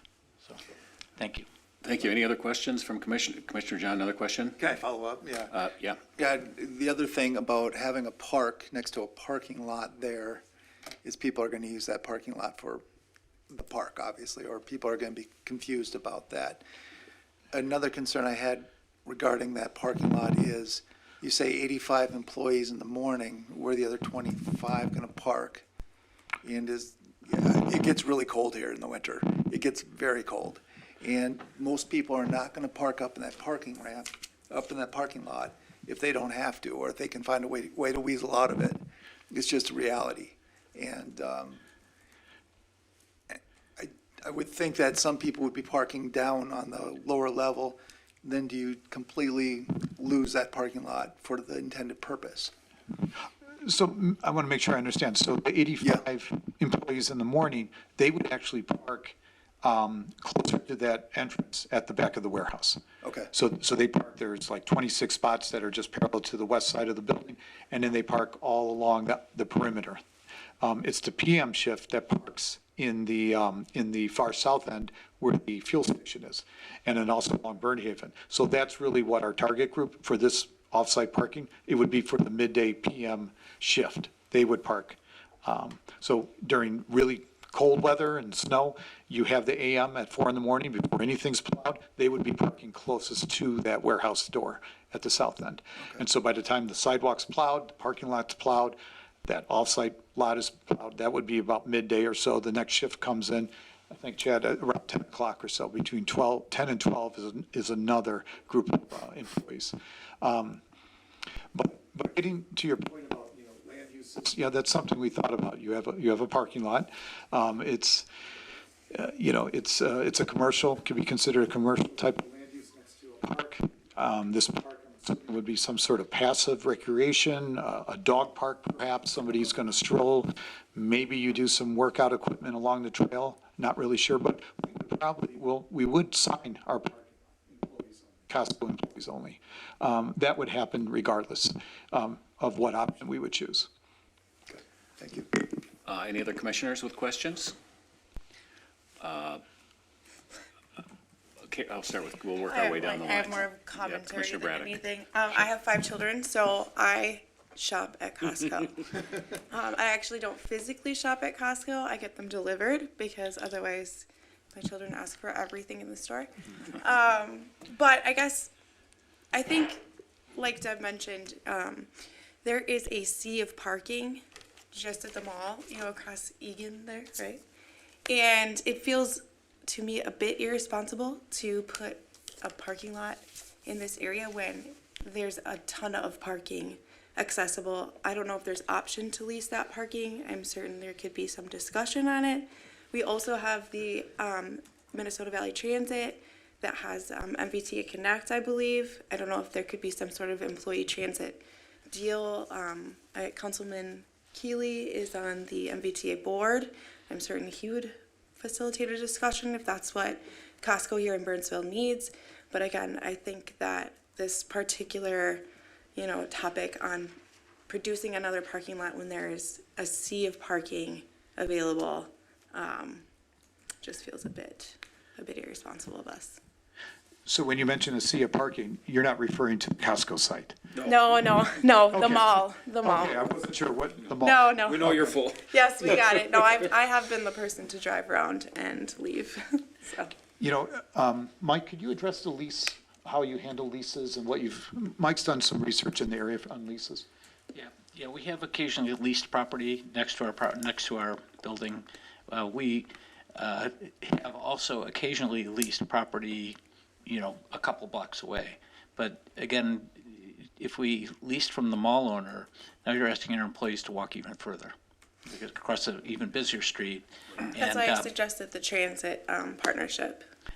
Yeah, I mean, I do know that we have hired a full-time trolley once or twice in the history of Costco to full-time, just Costco employees. I don't think that we're looking for more of a permanent solution and working our way towards a permanent solution.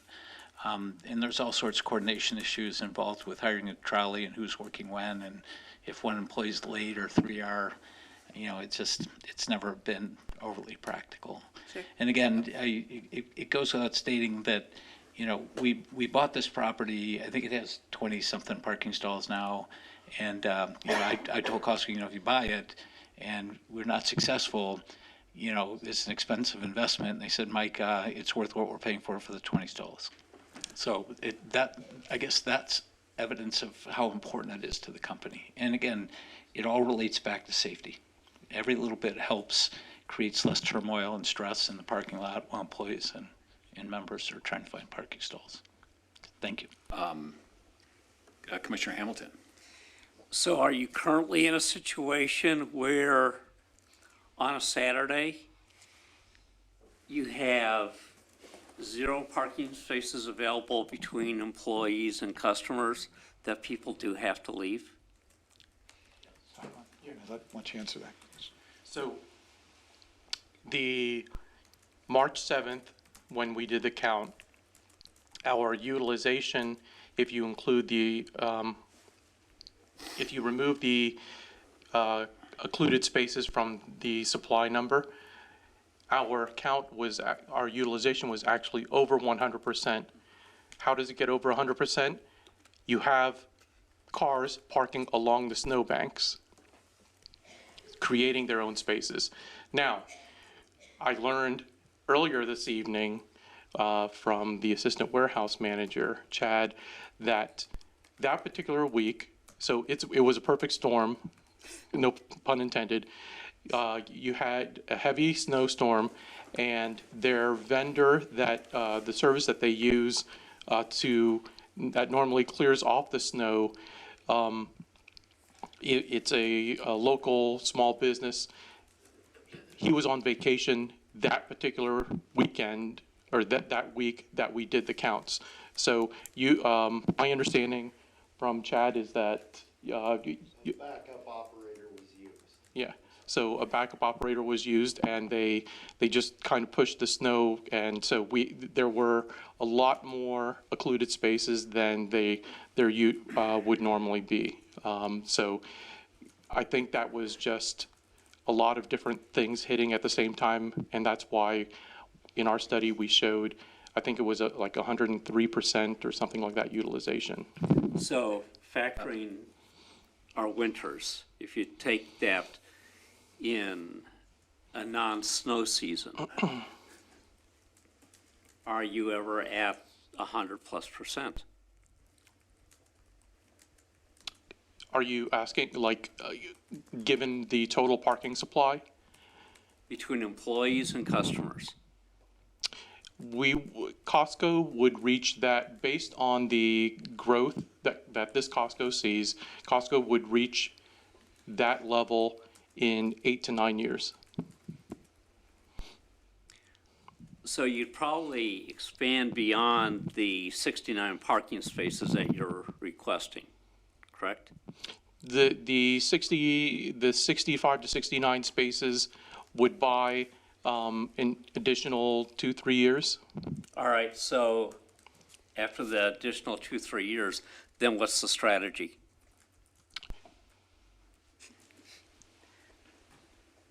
Strategy is we'll put a Costco in Bloomingdale or Bloomington, or we'll put one in South Lakeville or Shakopee. So eventually we'll add other units. We're under construction right now in Chaska, in part to relieve the parking stresses in Eden Prairie.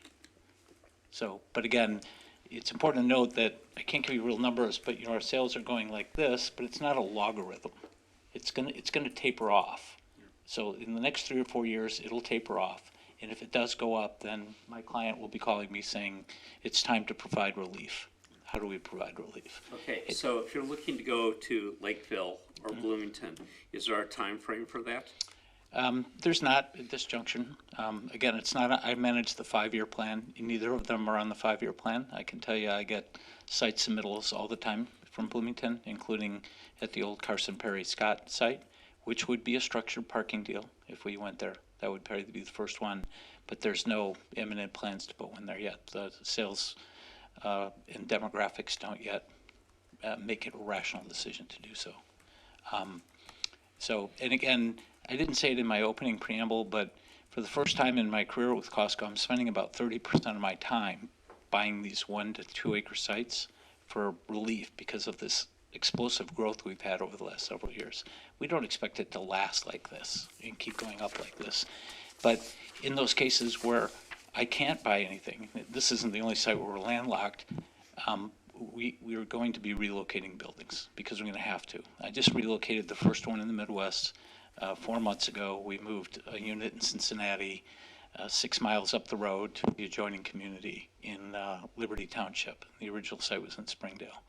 And it's also important, it's a fun fact, but, Costco doesn't have any empty buildings in the world right now. So we know it's, when you hear about Walmart, they have the white elephant issues, they have a lot of empty buildings. We have no empty buildings. Our building in Cincinnati, we sold like in an hour.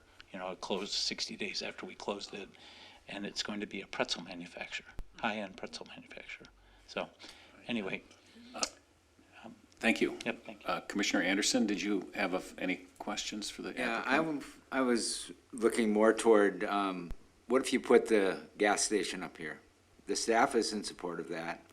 You might need a little more land, and maybe Burnsville would sell it to you if you looked at that, and then put the parking down where the gas station is. I think that would solve a lot of problems. We thought so too. I mean, we looked at that. Now we haven't talked to the city about purchasing land. Like I mentioned, we would need a little less than a half acre, so about 0.43. Our operations group looks at, we have a gas and car wash operations. So we looked at this, and in order to make the numbers work, it's a very expensive ordeal to shut down that fuel station and remove it and relocate it. It needs to be large. It needs to be a larger, so it's going to be more pumps than we currently have today, which, fine, we can do it, but we're going to need some land. Right now, I would have to say in terms of Costco's planning group, it's not on the table. It's just not on the table right now. Thank you. So, more questions? I have a question. So, right to the south of the pumpkin patch, there is a commercial office that doesn't have a lot of action.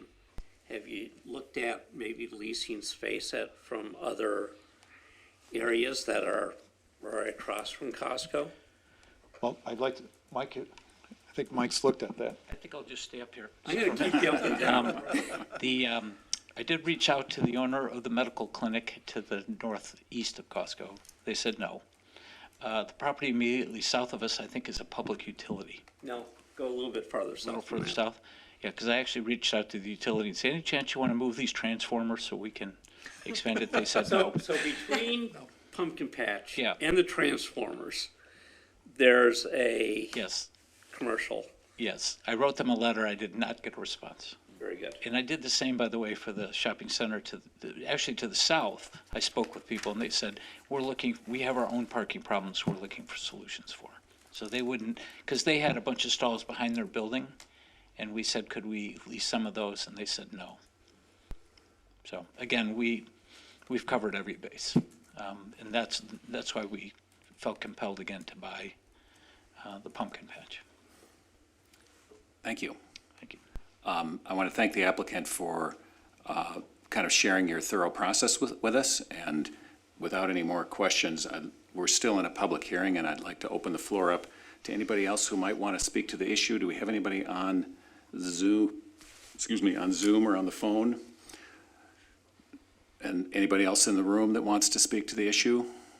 Do you have anything new that you want to share with us? I don't. Actually, I do have a couple of things to address your public transportation. So I talked to Chad, and he did say that less than 10% do take public transportation today, and they do encourage carpooling.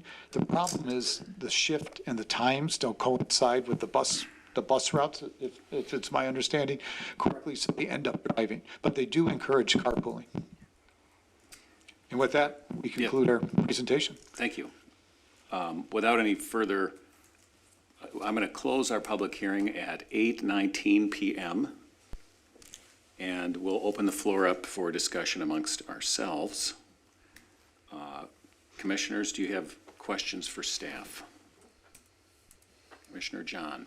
As regards to, and thank you, Mr. Ma, for providing insight on why a stop sign over a stoplight. That was very helpful. I had the same concerns that were put in the report about stop sign and the backing up of traffic, so that really did help for you to kind of go through that.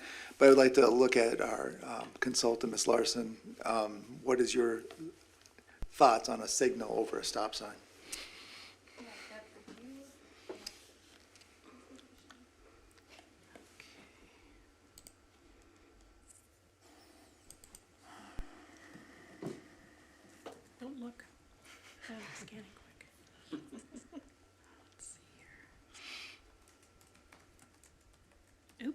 too far.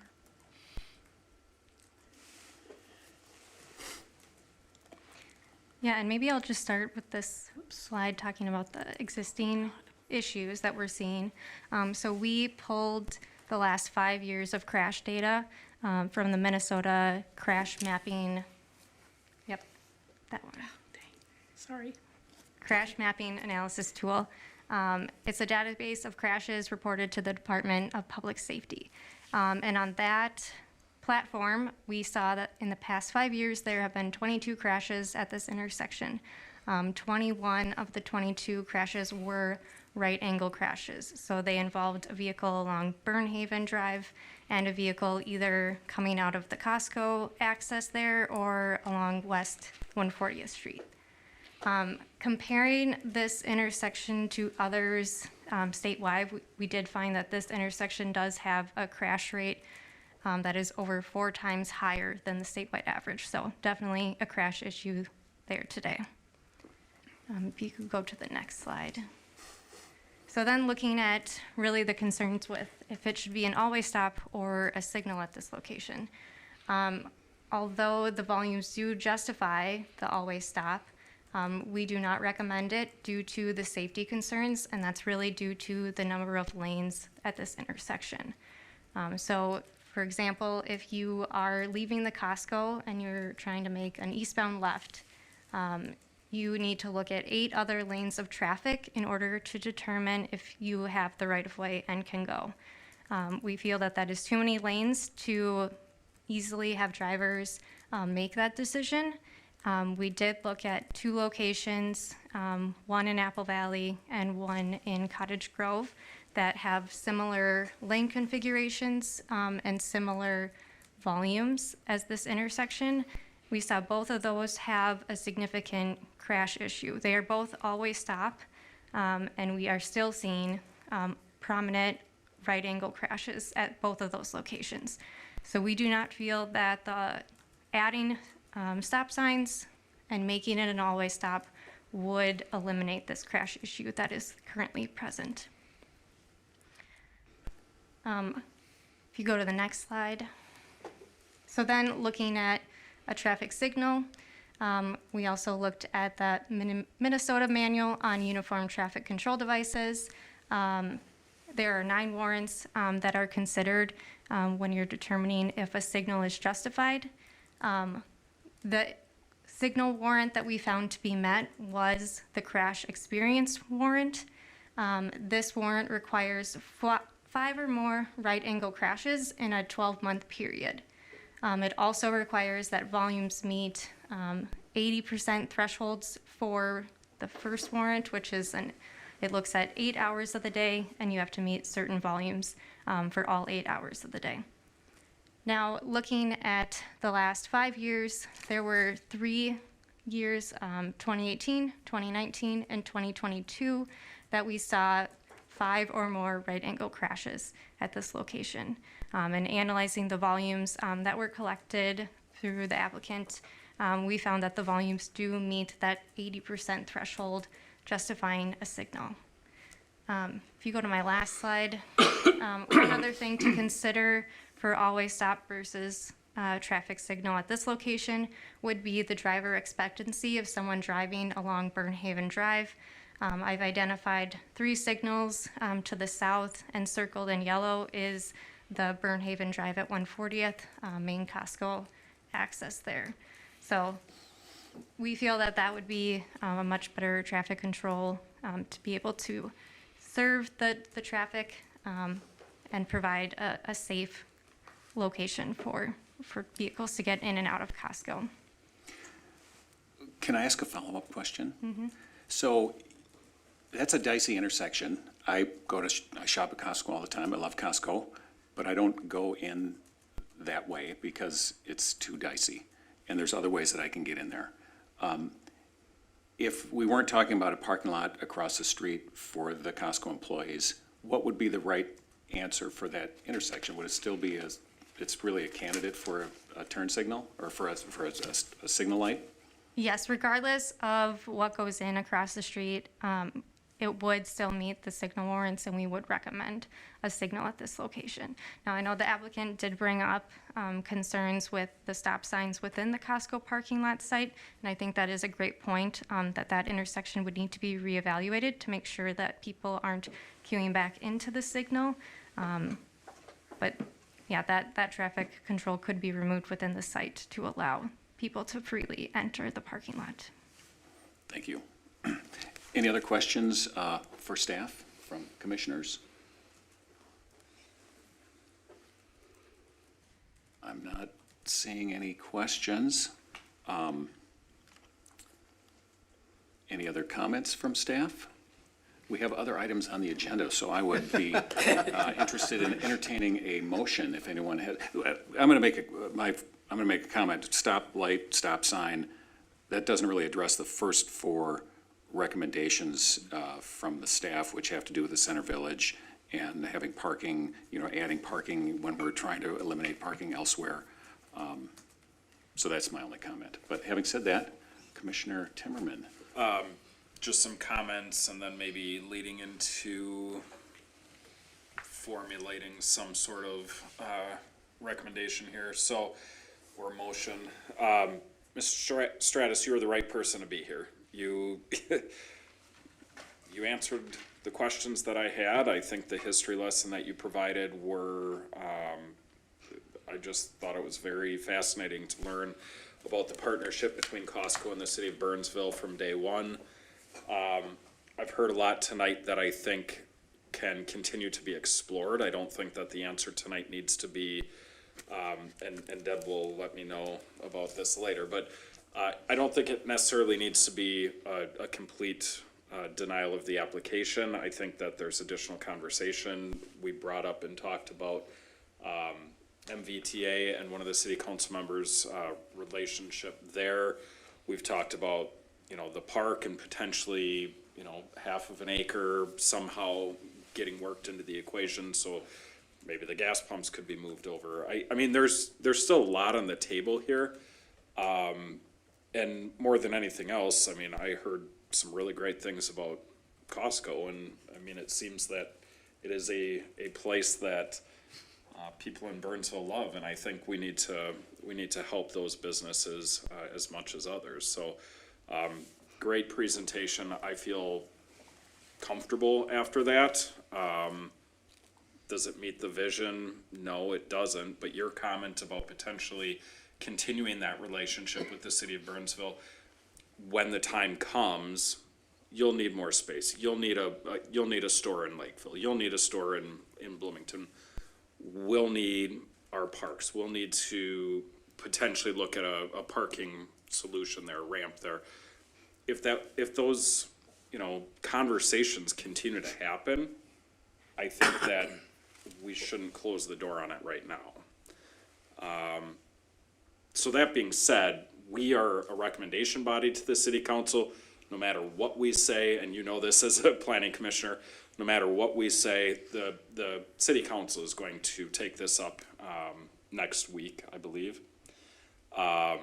And so, I mean, I'd be prepared to make a recommendation, but I might need help formulating that. Commissioner John.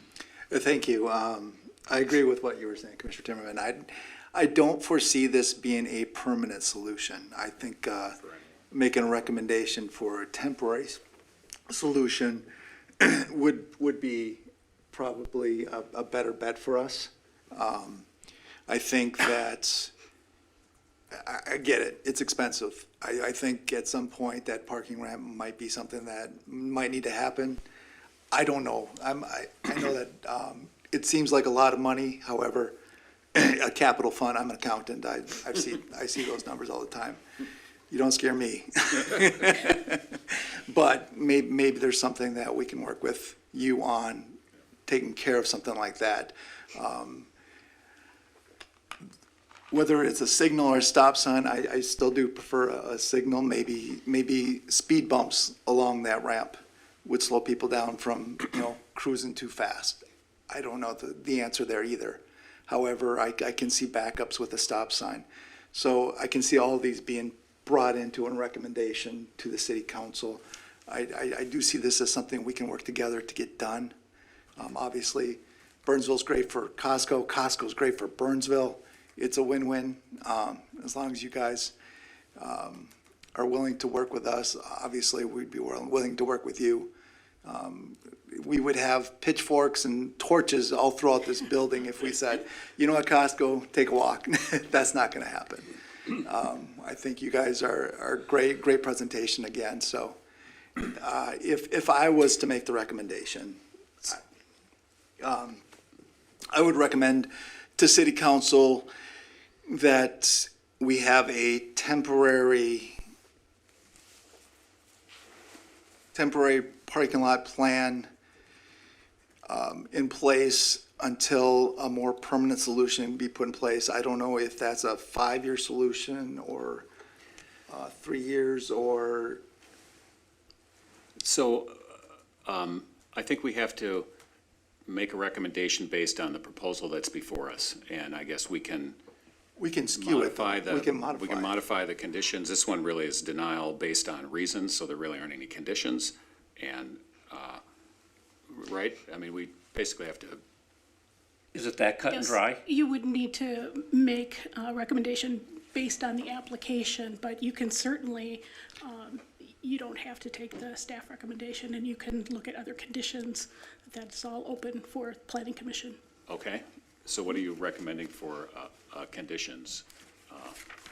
Or, What would be reasonable as far as? See, I don't want to close the door on this. It's like we either accept it or deny it. All right, option A or option B, to me, they did a fantastic job. Staff did a great job. There's got to be another solution out there. And there's a lot of other solutions that the applicant has rejected at this time. And so the question is, do we leave this open? Do they withdraw their proposal and go back to the drawing board? Or do we reject it now so they go back to the drawing board and come back with another proposal? And I'm not sure what the answer is there in terms of process, how we should handle this. That's where I'm kind of looking for some guidance. Really it's up to the commission as to Okay. what you would like to do. Okay.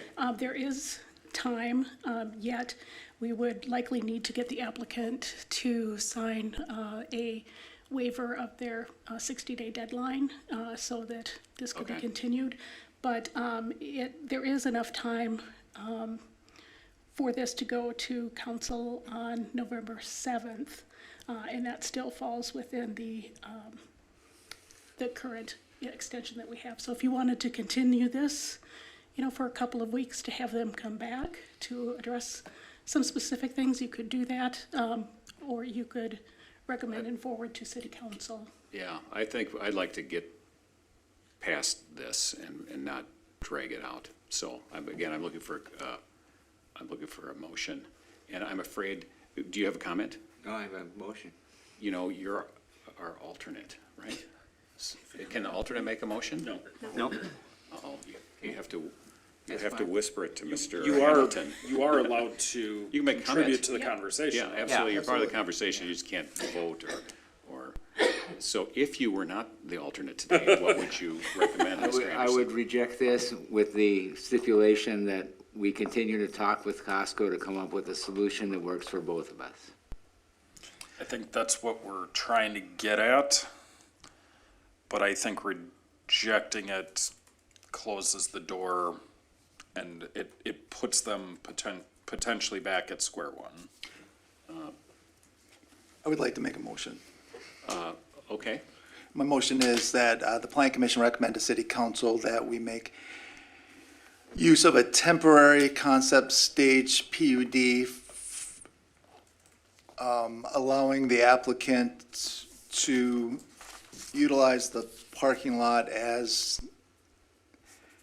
proposed, however, not as a permanent solution, something that can be looked at back in the future. And with a more permanent solution in place, following under with a traffic signal at the intersection rather than a stop sign. So you're recommending approval and not denial. I'm recommending a temporary approval, yes. What does that look like? I mean, they're either gonna park there or they aren't gonna park there. It is, they can park there for a certain long length of time as a parking lot. It's like a temporary variance. Temporary variance, basically. There is a I'm not- motion, so the motion needs to It's a be motion. Okay. seconded before to go to discussion. Okay, we need Or a, it can be okay. rejected, or There Thank has to you. be Robert's rules. conversation after the second, though. Yes, is there a second for that motion? Second. Any discussion? And I'll start. I'm not comfortable with a temporary solution when we're talking about land ownership. You know, they're gonna buy, they own the property, and it just doesn't, just telling you how I feel about that. that's fair. Any other discussion? Yeah, I'll add to that. I mean, I understand that, and I think, you know, for the sake of what needs to happen here, I think Deb and probably Sarah have tracked what we're trying to say, and they do a good job of articulating that, and that's what's going to go to city council. More than anything else, city council needs this drawn to their attention, so they will have a further discussion about it. I don't think we're gonna come up with the answers tonight, because I think even city council is going to have to say, maybe let's go back to the drawing board. Maybe let's look at what we can do with that park, because as Garrow said, we don't have direction on the usage of that park yet. Right. So, but I get what you're saying, and I could, So we have a motion on the floor and it has been seconded. I think we have to vote on it. What is the motion again, please? Well, yeah, that's, The motion is that we recommend to city council the usage of the lot as a parking lot, given that it's a temporary usage, to be looked at in a future date. It's not something out of the extraordinary. We've done this stuff before. Okay. In the option A concept that they had proposed. Except instead of the stop signs, we would go with the stoplight as proposed by city staff. did anyone summarize that to be, because we need to have a record of what we're voting on. So this is voting for a temporary stage, approval of a temporary concept stage PUD, based on their proposal Plan A, and including a traffic signal. That's what I heard, and Deb, do you want to comment on that? Yeah, this being that it's a concept PUD, and they would have to come back for the development stage PUD, you could, recommend that, you'd recommend considering approval for option A, subject to they need to identify X, Y, and Z at the development stage application for you to be able to make a decision. Isn't that what I said? that's exactly what you said. I heard it. I told you, she's good. Okay, so do She we need, is wordsmith, that's why she works here. I think his motion still stands. We don't need right, to we're just trying to restate it. clarify, we're trying to clarify what this motion is so it can be entered in the record. So this is, your motion is for approval of their concept A, PUD, and the condition is that it has to include a traffic signal instead of, in lieu of a stop sign. And it's a temporary. And it's a Temporary usage for a more temporary concept permanent stage solution. PUD for proposal A that and the condition includes a traffic signal instead of a stop sign. Any other conditions? What conditions constitute temporary? And how do you do this on a temporary basis? Again, we don't have to figure out those details. There will be a city attorney reviewing this before next week, I suspect. There will be preparation by the city council. I mean, what I think we're doing right now is showing the applicant support for their project, showing the applicant support for their business being in Burnsville. And frankly, our role is not to sort out the details. I mean, correct me if I'm wrong, Deb. That's correct. You could indicate, that temporary is through their phase that they talked about for the next 3 to 4 years, or 1 year, if you want to specify, but that may be an option. Personally, I was given city council the leeway to do that. I mean, we're a recommending body. Okay, The fact that they haven't seen this yet, well, not that they haven't seen it, but they have not weighed in on the usage of the park yet. I think that they're going to want to talk about this. They're going to want to deliberate over this. So I think getting it to them at this stage, Yeah. we've done our job. okay. So once again, the motion is, you recommend approval of a temporary concept stage PUD for their Plan A, and the condition is that it includes a traffic signal instead of a stop sign. That's correct. And we'll vote. So all those in favor, please say aye. Aye. Any opposed, say nay. Nay. That way it'll For sure go to. for sure go to On city the council. consent. And the motion carries. So if it's unanimous, it can be put on the consent agenda at the city council. If we have dissension, then the city council will have to talk about it. So this will be on the city council meeting, when is that? Tuesday, the 17th, Tuesday, October 5:30 17th? PM In this room. in this room. And I would suggest at this point that we take a quick 5-minute recess. Do we have to have a motion on that? Do we have? No. Okay, we will take a 5-minute recess. Thank you.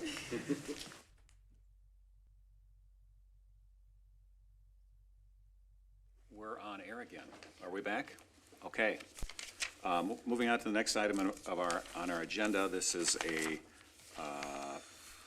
public hearing for an application of J&J Properties for a planned unit development PUD amendment allowing medical service or clinic use within the existing building located at 2800 County Road 42 West.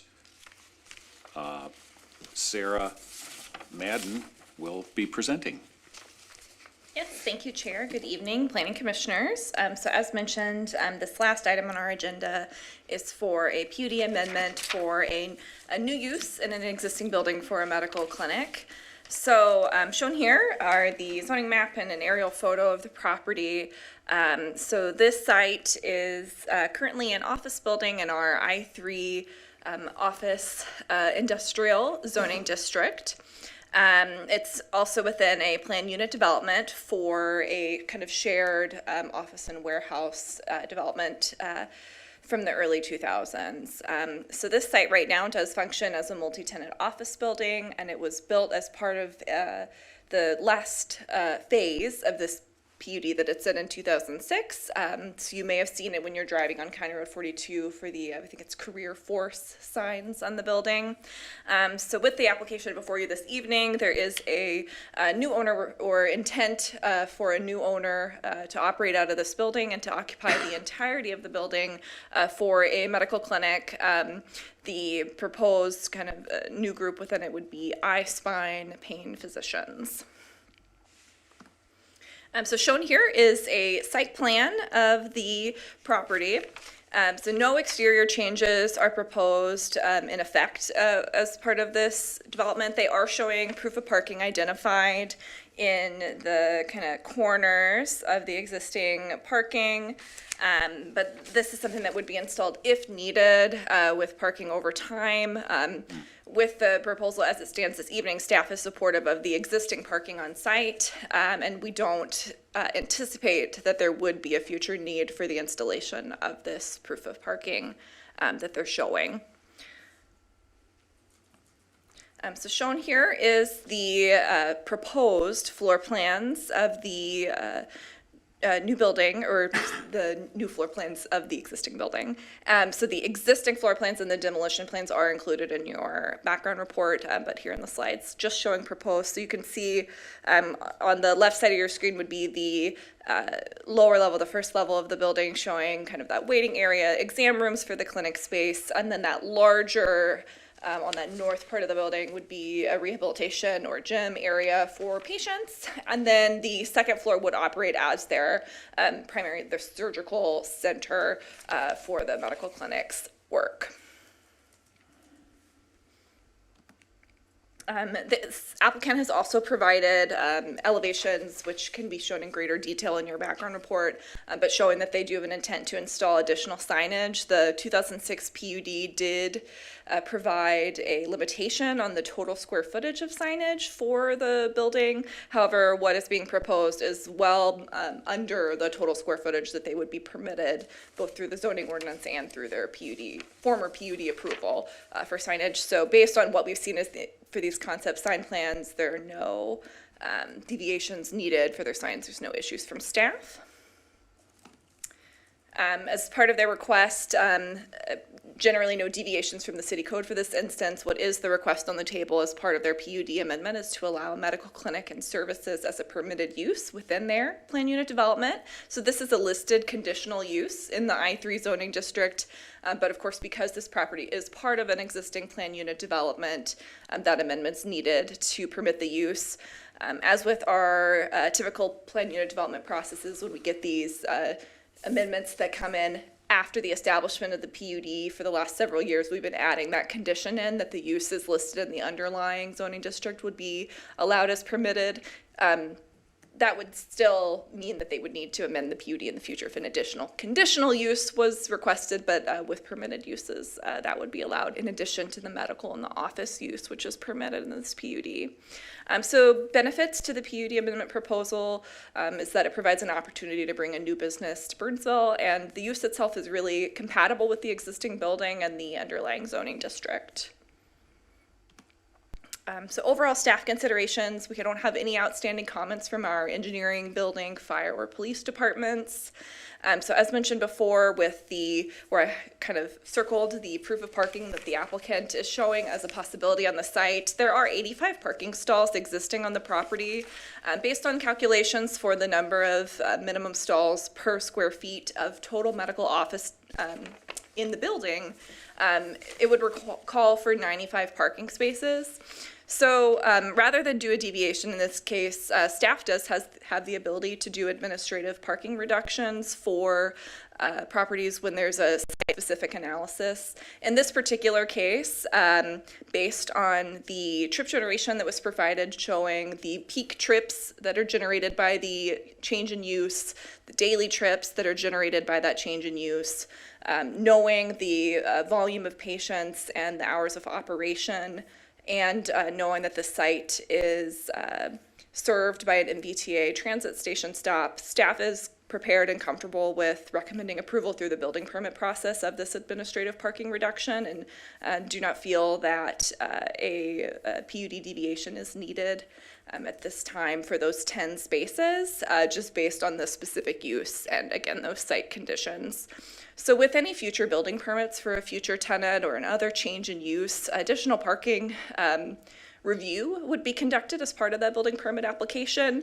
But as it stands, the building itself, if it's used as medical office or as traditional office, the parking on site is sufficient based on our analysis of the city code and the site.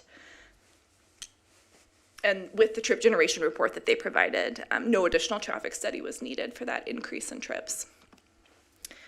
So the recommendation on the table this evening, staff is recommending that the Planning Commission recommend approval of this PUD amendment. So there are 4 conditions listed here. So as mentioned, some of our standard conditions are in place here, that the conditions and approvals of previously approved PUDs do remain in full force and effect, and that those uses that are listed in the underlying zoning district as permitted or permitted accessory be allowed in addition to these 2 specific uses that have been outlined in their PUD.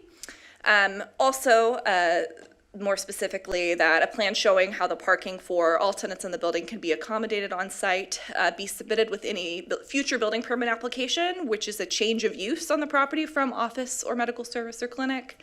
And then lastly, a condition that no exterior signage be installed without issuance of a permanent sign permit. So as mentioned, staff is recommending approval of this application this evening. This is a public hearing, and we do have a representative from the applicant's team in the audience if there are questions. Thank you for a great presentation, Ms. Madden. Thank you. This seems pretty straightforward. I can't imagine that any of my commissioners will have questions for you, but I have to open it up to them anyway. Any questions from commissioners? No questions. Okay, since this is a public hearing, we'll open up the public hearing at 8:55. And is there anybody on Zoom or on the phone that wants to chime in on this? Okay. And applicant, you're welcome to speak. If there's anyone in the room that wants to speak, you're welcome to. I don't know that, you're certainly not required, so it's if you, Since I'm here. okay. You came all You this way, sat for appreciate 2 it. hours, very patient. Please state your name and your address. Jennifer Kading with Kading Architecture, and I'm at 235 West Main Street in Waconia. Thank you. Just wanted to reiterate that that iSpine went through, and we have 85 stalls, and there's no way at any one time would 85 stalls ever be used. So I just kind of wanted to reiterate that. They have a total of, gosh, I can't even remember what I gave you, like 20 staff. And then with the clinic downstairs and the rehab, that's only another, maybe you get 10 an hour or something like that. And then upstairs at the surgery center, people are getting driven to and dropped off and or staying. So yeah, 85 stalls is more than enough for my client to use. Thank you. And thank you for having me, commissioners. Any other, I'm going to close the public hearing actually at 8:57 and open up the floor for discussion amongst commissioners. Any questions for staff, commissioners, or recommendations, motions? Commissioner John? I just want to say thank you for picking Burnsville. I think it'd be a great addition. It sounds like a great company, and it really is a simple thing to go through. I'd be willing to make recommendation unless somebody else had something to say. The floor is yours. Well, thank you. Then I recommend to City Council approval of the planned unit development amendment, subject to the 4 conditions listed. That's my motion. There's a motion. Is there a second? Commissioner Timmerman? Second. Seconds the motion. Motion and seconded. We'll vote. All those in favor say aye. Aye. Any opposed? Seeing none, the motion carries unanimously. Thank you. The next item on our agenda are updates. Any updates from commissioners? Any updates from staff? Your next planning commission meeting is, at least at this time, likely proposed to be canceled. We do not have any current development review applications that are ready for a November, or a second meeting in October planning commission meeting. So stay tuned for that email notification that may come through to you. Otherwise, the items from this evening's meeting will be on the Tuesday, the 17th at the City Council. Thank you. That's all I have. Next item on our agenda is adjournment. Do I have a motion for adjournment? Commissioner Braddock? Motion to adjourn the meeting. Is there a second? Second. Thank you. All those in favor say aye. Aye. Motion carries. Thank you, everybody. Have a nice evening.